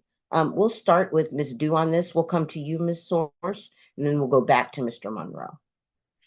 Yeah, thank you. So the thing that I bring to the table that's different is that I've had time to be in, that role as a council member for 9 years, struggling with all of these interesting puzzle pieces that we have. And I've had the opportunity to also go and look at other cities and see how they are doing things differently, successfully, right? So for example, with our waterfront, doing an enhanced infrastructure financing district would allow us to set a cap on our property taxes, and everything incremental above that gets set aside into a fund that helps us leverage our ability to have a say in what we want to see in the development that happens. And I believe, so I had a conversation with Christopher Gabaldon, because he did that actually in West Sacramento. And he said, well, you're really going to need, state and county support. So I'm hopeful I'll get the county supervisor support. They were supportive of doing that, for example, when we were looking at a project on North Mare Island. But then also, when I testified to the Board of Equalization in 2022, Malia Cohen asked me then, if we rebate property taxes to you, can you build more median income housing? And I said, look, I'll take all the tools in the toolbox you want to give me, but we're going to need more than just that. So with our downtown, for example, the underground infrastructure is so aged and the capacity is not sufficient to support the kind of development we want and need to have happen down there. So in San Antonio, they did a targeted housing first model for 10 years. Their downtown, not the Riverwalk, that's always been vibrant and thriving, but above ground, a lot of abandoned brick buildings that were, just zero residential, not a lot happening. And so for 10 years, if you built 2 housing units above and mixed use commercial retail on the ground floor, they waived permit fees, they waived connection fees, and they rebated property taxes. 10 years later, they had 10,000 housing units and 2 office towers in construction. So we know those kind of targeted, specific economic incentive plans work. We need to have a stick on the back end to say, okay, you pull these permits, you get these fee waivers, you have to then execute those permits within a certain period of time, or we will make you pay all those fees back. You don't get to benefit from that incentive program without actually executing, so that we can see development happen downtown faster. And also, we're the biggest city in the Bay Area that doesn't have passenger rail. So we just had a feasibility study show that the SMART train is looking at going from Sonoma Marin to the Napa Juncture in American Canyon, and then they're looking at different spurs from there to come into Solano County. The highest ridership potential is the spur from Napa Juncture to the ferry terminal in Vallejo. And the reason it's important to prioritize that, not only because long-term that connects us to Napa and San Francisco, maybe we'll get that hotel everyone's been wanting on the waterfront for decades, but also it unlocks federal and state dollars and grant opportunities to do that transit-oriented development and really see a change and a vibrant, thriving Vallejo downtown and waterfront, and it attracts investment, not just for those areas, but all along that rail corridor in Vallejo, and then all along our commercial corridors throughout town. Thank you. Thank you so much. And you all are self-regulating your time so beautifully. Thank you for doing that. Ms. Source, you're next, please. Yeah, I appreciate this question, because I was just on OSCAT last week thinking about how we might rethink the experience and qualifications that we're looking for in our elected officials to try and, transform our city and realize the change that everybody wants to see in our community. And when I think about, you mentioned the type of leader, I think of culture and values. So I think what differentiates me is I've spent my entire career in public service. I'm an educator. I served in the Peace Corps. I manage nonprofit programs. I've got a background in public administration, so I do have my policy chops and know local government, but I've got a track record of serving the community and working with people on the ground. And I operate with a very deep commitment to inclusion and a very deep commitment to leading with people and bringing people in. I will make sure that every single stakeholder that's impacted by a decision is at the table. That's not happening in Vallejo. I hear it repeatedly. I see it at council meetings when we have these flashpoint interactions. People are not at the table. And especially our most disproportionately impacted communities, our communities of color, our low impacted communities, our immigrant communities, they're not at the table when they're impacted by decisions. And my hope is that I've shown through my track record of how I've lived my life and spent my career that is something that I am deeply, deeply committed to doing. And I'll lead that out of the mayor's office, and I'll insist from our city manager and our city staff that we have cultural competency, because we really currently don't in the city of Vallejo, and it's disturbing to me. So I think about needing leaders who are going to lead with those values of transparency, of inclusion, of being accountable for your actions, really taking shared responsibility for problems and modeling a better culture that's not toxic and not exclusive, that's not people coming into City Hall through the basement, which is just offensive, but is let's come in through the front door together and all sit at the table and work through these problems, because our greatest asset is our people in Vallejo. It's by far the greatest asset in our community. And right now we're not leveraging it even in the slightest. So there's that piece. I think, like I mentioned, the public policy chops, the fact that I am an economics professor and I teach public policy with a social justice lens. I think that lens and that knowledge will be really helpful. And then I'm also not taking any special interest money. So I think, a lot of people have mentioned to me how they've been let down in the past by people that sort of talk the talk. And then when it comes down to it, the special interests, take priority. I'm not taking that money. I'm going to be beholden only to the community, and I'm going to put the community first. Everything that comes through me, through my desk, through the office, through the city, it's going to go through the lens of, is every single stakeholder at the table? Have we included everyone? And how is this going to benefit the community on the ground? And I think that's something we sorely needed, and it's a big reason why I decided to run. Thank you so much. And now, Mr. Monroe, on you, sir. Thank you for the question. The question was, what type of leader are you? And quite honestly, I'm the type of leader that holds myself accountable. I'm the type of leader that listens to my community. I'm the type of leader that will execute the plan that my community is relaying to me relentlessly. Something that is different about me from the past 3 mayors. Obviously, I'm a younger mayor. The average age of residents here in the city of Vallejo is 36 years old. So that tells me that we have a base of residents that look into more insightful ideas, more innovative ways to think, and more outside the box type of approach to the city. But something that I plan to do that's different from the past 3 mayors is get this police building built.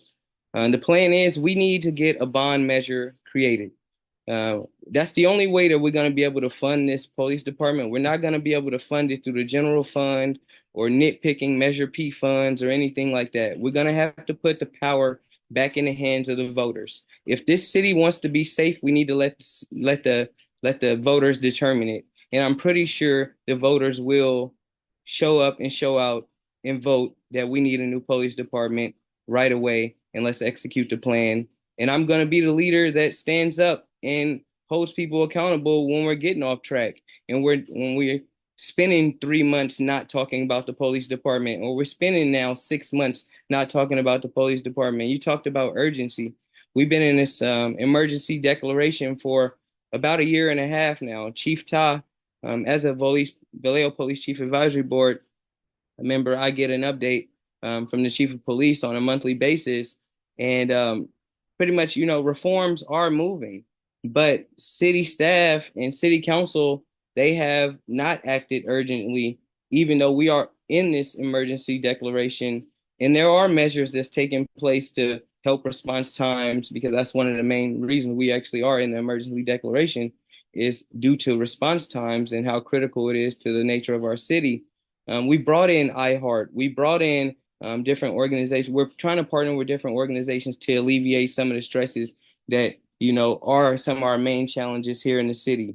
I seen one of the people mentioned, Mr. Hodges mentioned funding. Everything comes down to funding. But sometimes we're not going to have the funding. So we got to start creating innovative ways, thinking outside the box to find out how we're going to accomplish the mission and execute the plan. And to execute the plan right now is to build a new police station and bring police retention and attraction to the forefront of the minds of city staff and city leaders. And once we are all on the same page, and I believe once elected as mayor, I can work cohesively with the rest of my colleagues and make sure that we're all on the same page and be a leading voice in that conversation to emphasize the significance that this is going to have on our city. That's the number one thing plaguing us right now is public safety. When we get people, developers and contractors that come to the Economic Development Commission or even present to us as city council, the number one issues they bringing up is public safety in our educational system. So we got to start looking at fundamental ways to improve these efforts. And I'm not going to keep talking about nothing else but public safety until we start drilling it in people's mind, because it's the number one thing. It's the number one domino we got to knock down first before we can start talking about everything else. And I know it sounds, over and over. I'm just keep saying it, but we have to really start drilling it in people's heads, because if you are aware, the past few years, economic development has been the number one priority of city council and city staff. But if you look around the city, it does not reflect. So we need to start thinking about some different ways that we can, really create intangible change here in the city that the residents can see. Thank you. Thank you. Thank you so much. So Ms. Source, I'm coming at you, and I'm trying to figure out which way to go because Mr. Monroe touched on the police. And so I think I'll go there with the question that we have from the community. And that is, what are the main issues you feel are faced by Black Vallejo as it relates to police and police accountability? And then what are unique ideas that you bring forward to help us really get better at making sure that all communities feel safe and that Black people feel like they can trust the police? What are your thoughts? Yeah, this is something incredibly important to me, and I've been a vocal advocate for police reform and accountability for the past several years now. Co-founded and co-chaired the ACLU Solano County chapter. I think it's one of the, if not the most important issue facing our city. And those of you that saw me at the BWAPA meeting heard a version of this. But I think what's tragic is it's that our communities of color are getting impacted twice, because they're disproportionately impacted by the police violence and the mistrust, which is unacceptable and should have been addressed, frankly, a decade ago.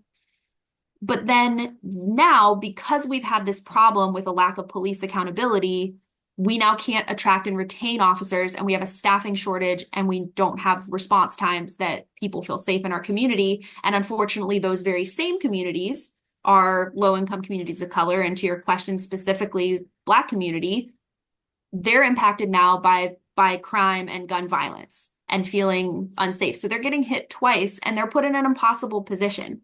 And the only way out is through. We have to get these reforms. The Department of Justice ended up suing the city of Vallejo, saying it's become clear that the city of Vallejo is not going to reform itself without court intervention. So we've got to get through that. And we have to do the hard, meaningful work to rebuild that trust, because it shouldn't be on the impacted communities to just forget what happened in the past. We have to be out there and rebuild trust. So, community policing, obviously implementing the reforms, hiring a good reform chief and supporting that chief so we don't have a repeat of what happened with Chief Williams. And I think, I can only imagine how folks felt in the community having Vallejo's first Black police chief and then having him run out of town like that. It's such a stain on our community, and it's such a bad look. So we've got to do that better this time. We've got to get a good reform chief, and we need a city council and a city manager and a city attorney who are going to support that chief, support implementing community policing, just really being out in the community, working with folks, meeting folks where they are to rebuild that trust and address those dual issues, right? Address the mistrust from the misconduct and address people's very real concerns about crime and violence in our community. And then the second part of your question was unique ideas. And I have a few. One thing that I'm absolutely going to do, and I got this idea from former Mayor Elihu Harris of Oakland, who implemented when he was in, it was a weak mayor system when he was in Oakland, he implemented an interagency task force to deal with crime and violence. And I think we need that in Vallejo. We need everybody we can get, you know, FBI, California, Highway Patrol, the sheriff, VPD, even the Cal Maritime and Solano College police. We need them all at the table, and we need to talk about all of these issues, the response times, the mistrust, how we're going to just create a better sense of safety in our community. And then the other thing that I'm really excited to implement is some version of a neighborhood service coordinator program, which is also something that was done in Oakland, where there are designated representatives in communities who can be liaisons to the city and track progress on key public safety issues. And I think this is going to be especially important in our low-income communities, in the Black community, in just all of our communities of color, where you can have trusted leaders building relationships with the city and then being out in the community, building those relationships while we're doing the community policing, while we're implementing the reforms, while we're staffing up with good officers. I mentioned cultural competence in the last question. We need to make sure that the evaluation criteria we're using when we're hiring officers includes that they have, you know, cultural competence, trauma-informed care, that they're going to believe people. I mean, I could go on. I'm so passionate about this issue, and I'm mindful of time, but you know, there's another discussion we could have about how racial bias in law enforcement that doesn't involve force impacts our communities of color. Just frankly, when an officer gets a call and doesn't believe someone, you know, has a bias, implicit bias that comes out and doesn't believe that person of color when they've said they've been a victim of the crime, or arrives at the crime scene and makes an assumption about who's the victim and who's the perpetrator. So we need all of that. We need that anti-bias training, the trauma-informed training. There's just got to be really, really thoughtful selection criteria and training processes to make sure that we're, again, just doing the hard work, because it's not going to be easy. Thank you so much. Mr. Monroe, please. Can you please repeat the question for me, please? Certainly. The question was around all communities feeling safe with the Vallejo police, around what issues are faced specifically by the Black community with Vallejo police, and then what unique solutions you bring to the table. Thank you. Thank you for that question.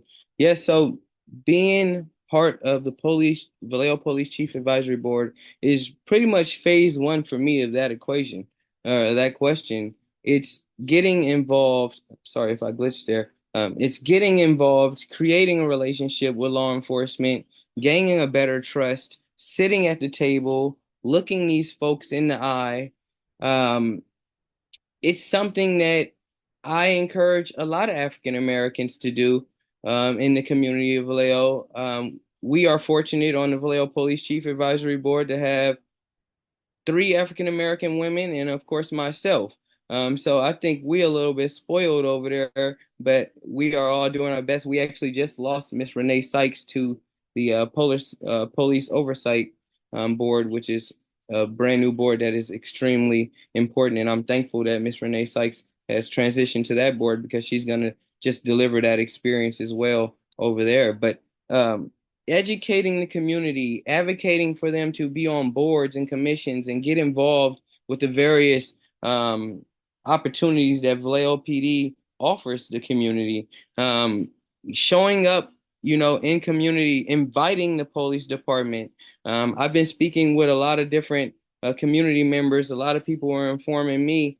You know, I met a woman who just moved from Savannah, Georgia to Vallejo, and she was a very strong community liaison in her community. And what she stated was, we really need to start empowering our community neighborhood associations. I belong to the Washington Park Neighborhood Association. It's a very strong organization. We have a lot of structure. We're having a forum pretty soon. So just empowering these folks and giving them a little bit more, not authority, but just really empowering them with community policing efforts like the Neighborhood Watch, like installing different cameras, encouraging people to stay connected via online or email listing, whatever it may be, to just remain transparent in the community. But building trust with the community, law enforcement is going to play a big role with them, and also the new reform measures that are now in place, with them actually being a lot more visible in the community. And also another thing is them hiring African American officers that look like us, talk like us, and speak like us, quite honestly, because you have to be, culturally in tune with whatever environment you're working in. You can't be coming from Danville, working in Vallejo, thinking you're probably looking for too much action or something. I don't even know what's in your mindset, but you really need to be centered and focused on understanding your community, learning your community I'm speaking in terms of law enforcement, so they can gain a better knowledge and better information about our community and what's our wants and needs. And also, I think a real strong relationship that needs to happen is law enforcement and the religious community. I think that's a real bridge that needs to come together a little bit stronger, because the religious community kind of is that liaison, that safe space where all people feel safe and all people can come in, including the officers, and we can have those tough conversations that we had. There was something recently where Chief Ta spoke at Bishop Winston's church on Broadway, and that was a great way for him to come and connect with the African American community. People were riled up in the beginning, but as they start understanding Chief Ta and understanding his message, they started to understand a little bit more and kind of back off him a little bit and kind of say, "Oh, how can I help you?" And that goes a long way as well. Us as community members, we need to reach out a strong hand as well and figure out how we can create better relationships with law enforcement via getting on boards. And people have known what I'm talking about. I'm talking about infiltrating these organizations. We need 2, 3, 4, 5 people on these boards, because a seat at the table changes the conversation. Just me being on a lot of these different boards have changed things so drastically. We got the Juneteenth flag raised at the Vallejo Naval and Historic Museum. That's how much representation matters. Things like these matter. So just creating that environment where we're all in a safe space and we can all communicate and have the tough conversations, that's going to break down a lot of walls and create a lot of positive growth with the community. Thank you. Thank you. Ms. Ju? Thank you. Yeah, so a lot of the issues that have been discussed, have been issues for decades in policing, that warrior mentality, racial profiling, excessive use of force. And I'm proud to say that I was on council when we finally decided to do something about it and start creating that reform. So in 2019, we did commission the OIR report that came up with the 45 recommendations that we adopted in 2020. And we need to move swiftly through those recommendations. The movement on that was too slow, and we need to speed that up, and we need to move forward with all of the DOJ requirements. I found out that we just have collaborated with the DOJ to come up with the year 1 work product. And so, we need to move forward with all of these changes and then seek to be excellent in community policing, be the model that, nationally we can look to and say, we are the ones that are actually doing all the work that needed to be done. We started involving the community in the hiring process while I was on council, and I'd love to see the Police Oversight Commission be involved in that hiring process, so that as we are hiring new individuals and then later issues arise and we are having to hold them accountable for their actions, we can ask ourselves, and the commission can ask themselves, did we make the wrong choice when we hired this individual, or did we not provide them this training and support they needed to do the job appropriately? And so we can look at that to make sure that we are making the changes to prevent these incidents from happening in the future. We also are, it's hiring a new officer is a long process. We do have a young new staff, and a new officer, first in application, it's almost 2 years, after they go through background and psych eval and the academy field training before they're actually able to go and serve the community on their own.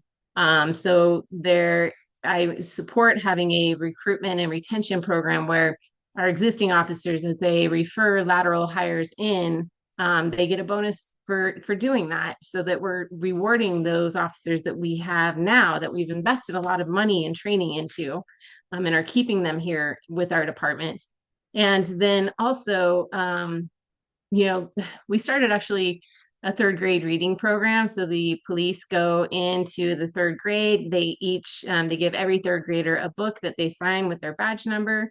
And I think it's things like that, bringing back the midnight basketball, like having more of that engagement with the community directly builds those relationships and builds that trust. So that we have a department that, we know and have a relationship with, and that the department has the relationship with our community as well. And then also, bring back and expand the Police Explorer program, so that we are getting into the middle schools and into the high schools, building those relationships with our kids and inspiring them to look at those jobs for themselves, so that we're growing that homegrown workforce that is passionate about our community, comes from our community, represents our community authentically. And so that's, in my opinion, how we move us forward. Thank you. Thank you. You all have been amazing, just giving us such detailed responses. I'm going to ask you one last question. While you're speaking, I'm going to ask for our participants who have been on here since 6 o'clock. This is how important this is to everyone. Our number has not changed. Almost 30 people from 6 o'clock until now, which shows you the level of interest on this matter. So we appreciate you, and we certainly appreciate our audience members. I'm going to ask you about economic development. What are your unique and strategic ideas around economic development? While the candidates are talking this time, audience members, I'm asking you to chime in the chat. I want to make sure that I get any themes that might still be out there, and we may have like a rapid fire at the end. But at this moment, I'm asking about economic development, and I would like for, I believe, Mr. Monroe, you're the first to go on this one. Is that the order? I believe that is correct. Mr. Monroe, please. Thank you so much for the question. Yes, so currently I serve as the vice chair of the Vallejo Economic Development Commission. So with that honor and privilege, I get a chance to create a great relationship with the economic development, Mr. Michael Neiman, who's been with the city for about 2 years now. I've met him at a national night out, like his first day on the job. So he's literally that type of guy. He's in the community. He's active. Great man. So really just building that real relationship, gaining that insight about what's ahead of us, what's coming, what's in the works, what's in the plans, to better relay that information out to the city so they can be ready to support these businesses. One of the main things that we hear, of course, is the permitting issues and different issues that people may be having with requiring business license or mixed use permits, as you've experienced yourself. These things are obstacles that we need to improve, because how many years, it's like taking a survey and people are answering the same question on the survey 10 years in a row. When are we actually going to start implementing some changes, some fundamental changes that actually improve the survey, improve the daily lives of the city of Vallejo, or the people who are looking to invest in this city or develop in this city? So we really got to start taking a different approach to how we work and communicate with different developers and economic value people. And it really comes back to me just a customer service. Our customer service here just stinks. Like you ask one council member something, he's telling you to go here. You ask a city person something, they're telling you to go there. It's just too much. We don't have a real system that is really solely focused on actually helping an individual, whatever question it may be. We really need to focus and get centered on customer service, really being at the forefront of how we deal with people, because we really it's just a negative attitude. It really is. And I think economic development is going to go a long way in the city as we, of course, start building that new police department. Make sure that we're actually retaining and attracting new officers so that developers and businesses, and not just tech companies, but we actually empower small businesses as well and employ them and empower them with the right tools to not only stabilize their business, but retain it for years. So they hit a 5-year and 10-year anniversary and a 20-year anniversary. These are the sort of changes and things that I want to help implement into the city. And that's working close with city leadership, because these are, in fact, the subject matter experts. And we cannot ignore that these people are subject matter experts on these things for a reason. We just need to be more collaborative and stop being so negative, quite honestly. Thank you.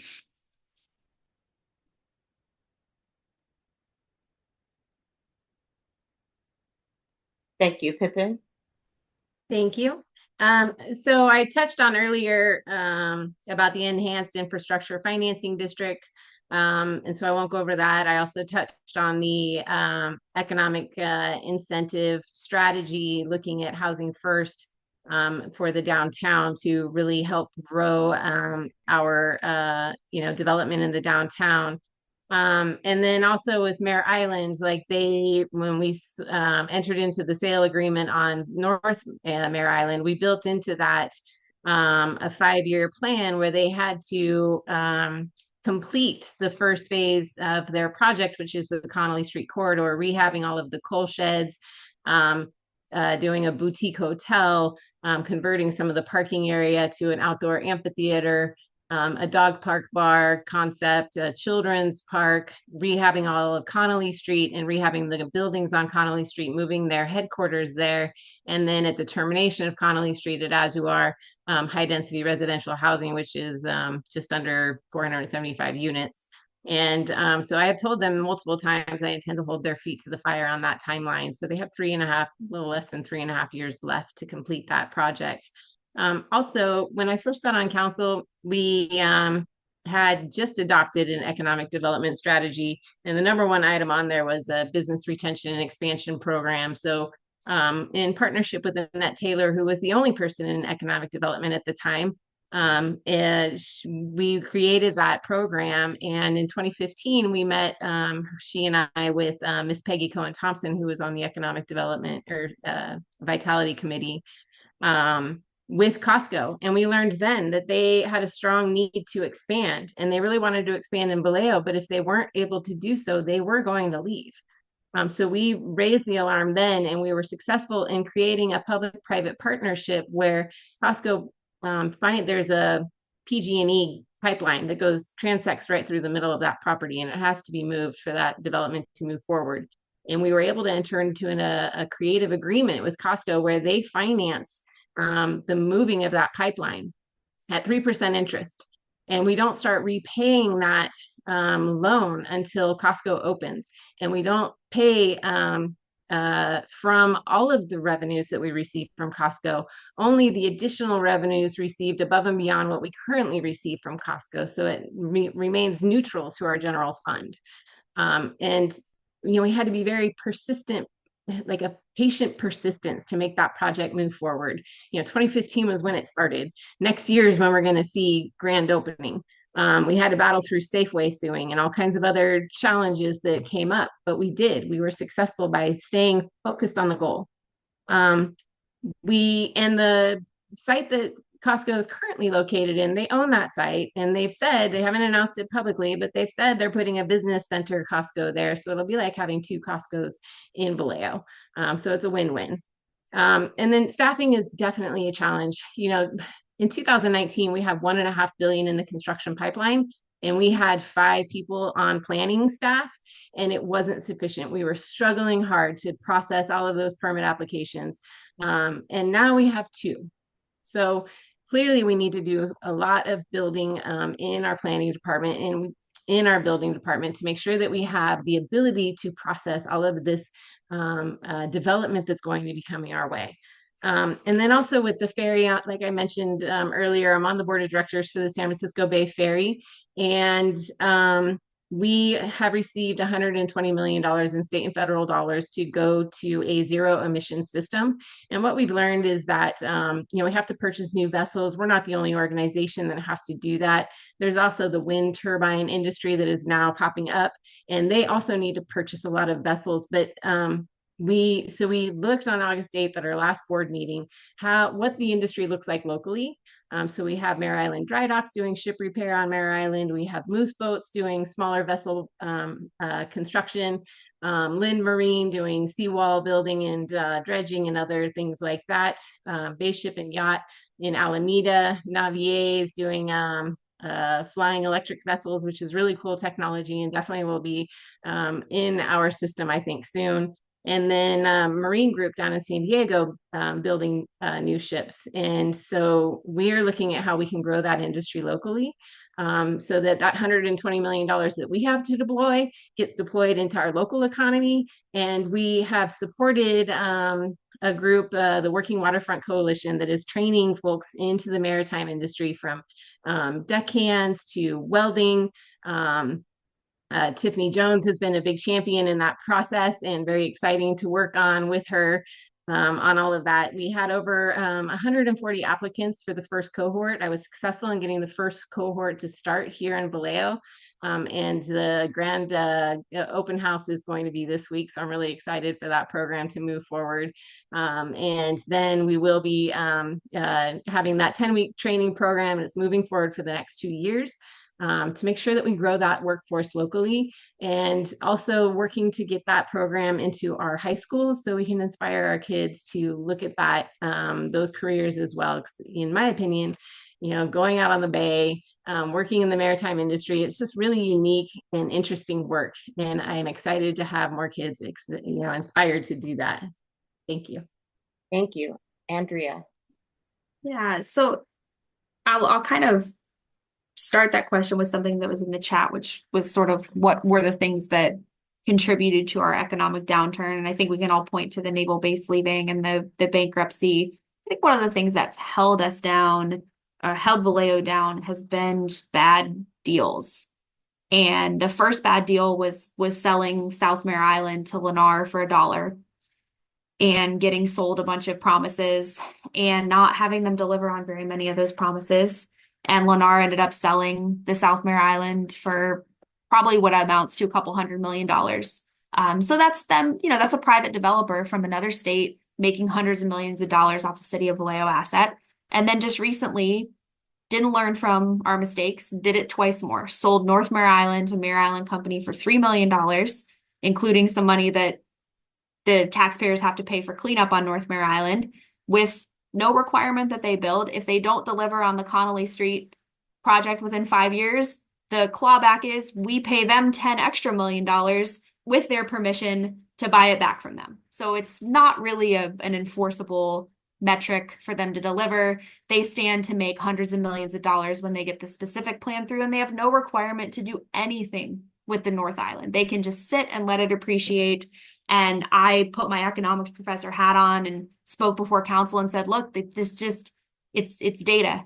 If you give the developer the keys to the castle, if you give them the land for free, they will just sit and let it appreciate and use it as a tax write-off, or use it to borrow against, or sell it for a huge profit.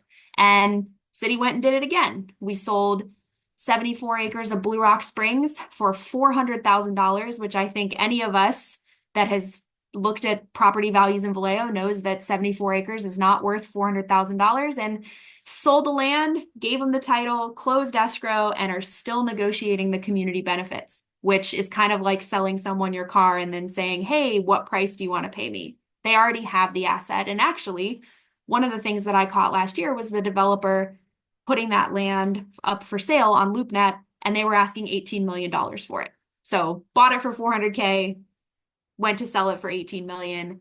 We've got to stop making bad deals. We've got to put the community first. I think there's been a lot, the stagnation on the waterfront. There was a developer that had control of the North Waterfront that kept getting extensions and never did anything. You've got convicted felons on the South Waterfront operating without a permit. What were they convicted of, you ask? Bribing public officials in San Francisco. So we've got a lot of problems. We need to stand up for ourselves. Vallejo is a gem. We have an incredible city. We have an incredible community.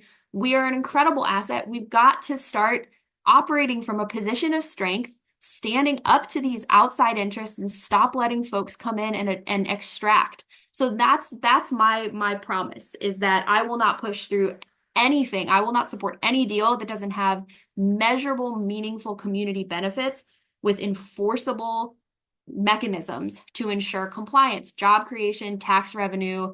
When I say job creation, living wage job creation, and meaningful build, meaningful economic activity for our community. And we've got some projects, that we can work on. The fairgrounds is a great example. I'm excited to work with Cassandra James. She and I are already talking about this. How are we going to make this Solano 360 project happen after stagnating for 10 years? We're going to sit down and figure out how to make that happen. And we're going to figure out how to do it in a way that's inclusive and responsive and really uplifts our community. Same thing with the waterfront. I'm also frustrated with the continued vacant buildings downtown, many of which aren't up to code. I am a big proponent of a vacant property ordinance downtown. This is exactly what the city of Martinez did to revitalize their downtown. They did it in 2 years. They passed a vacant property ordinance that required that property owners get their buildings up to code or sell. And if anybody has been to Martinez downtown, I mean, it's beautiful, and it's not even half as nice as Vallejo's downtown. So if we can do something like that, if we can replicate that and activate our downtown, Mr. Monroe was talking about getting rid of some of the red tape, making sure that our permitting processes are clear, that we have a lot of business owners in Vallejo, small business owners who want to expand and just can't. We have a lot of people that want to do business, but they're frustrated with the city. So we've got to get that red tape out and support them, and just put everything through the lens of, again, as I was saying before, how is this going to impact people on the ground? How is this going to help our community, so that we can ensure that when we do economic development, we do it right? Thank you. I'm about to be a little unfair. And so I'm going to ask you, when you're ready to respond to this, to respond. So as you know, one of the things that the mayor must do is be the spokesperson for this city. And so I'm going to ask you to give me a 3-sentence pitch, as if I am an investor thinking about investing in Vallejo. And I'm an investor with, a supply that's reasonable. It's nothing controversial. 3-sentence pitch. I'm the investor. I want to bring my XYZ company to Vallejo and to provide amazing jobs and infrastructure build for this community. What is your 3-sentence pitch to me?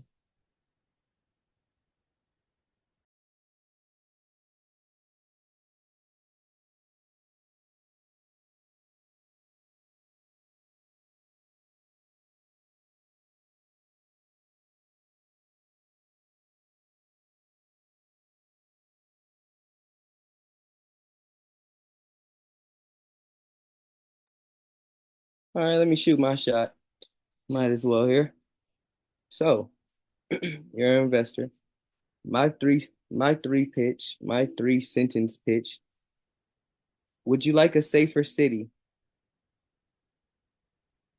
Are you happy with where you develop now? How can we help you? Thank you so much. Anybody else want to take a stab at this impossible question? I realize what I've done. Thank you. Yeah, I'll go. I would say Vallejo it's the last remotely affordable spot in the Bay Area, and it's an opportunity to be part of something really special. You're not going to find a better location anywhere, with our access to San Francisco and Sacramento and the 80 corridor and our waterfront. And you're also not going to find a better talent pool and community to be a part of, with our diversity in every sense of the word and our rich history. Hopefully that was 3 sentences. Thank you so much. Compound, yet 3. All right. And lastly, Ms. Du, please. Yes, so Vallejo is the last available waterfront development opportunity. And we have a rich environment to develop. We have the maritime industry, the passenger rail transportation, multimodal hub opportunity right there. And we have higher education institutions, world-class higher education institutions that support all of the work that we are looking to do in our city. Bring your investment dollars here and we can partner with you with the Enhanced Infrastructure Financing District and the Downtown Incentive Program. All of those combined will really help you build in a community that, although it is affordable, that also means you have a smaller profit margin potential. But with those assets that I bring to the table, we will make that development pencil and realize the opportunities we all want to see. Thank you. And my last question for the night, and this is even more finite. 7 words. You're the best mayor, candidate for mayor, because. 7 words. I am the best candidate for mayor because. And whenever you're ready, we will go.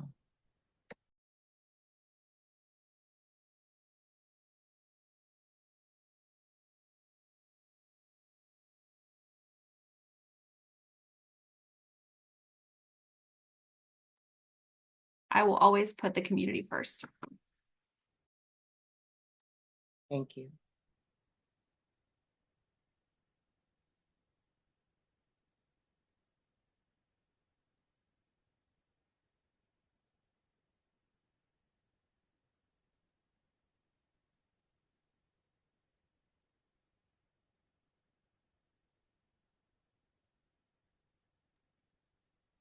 I'm ready. Thank you. I will be relentless in serving Vallejo. Thank you.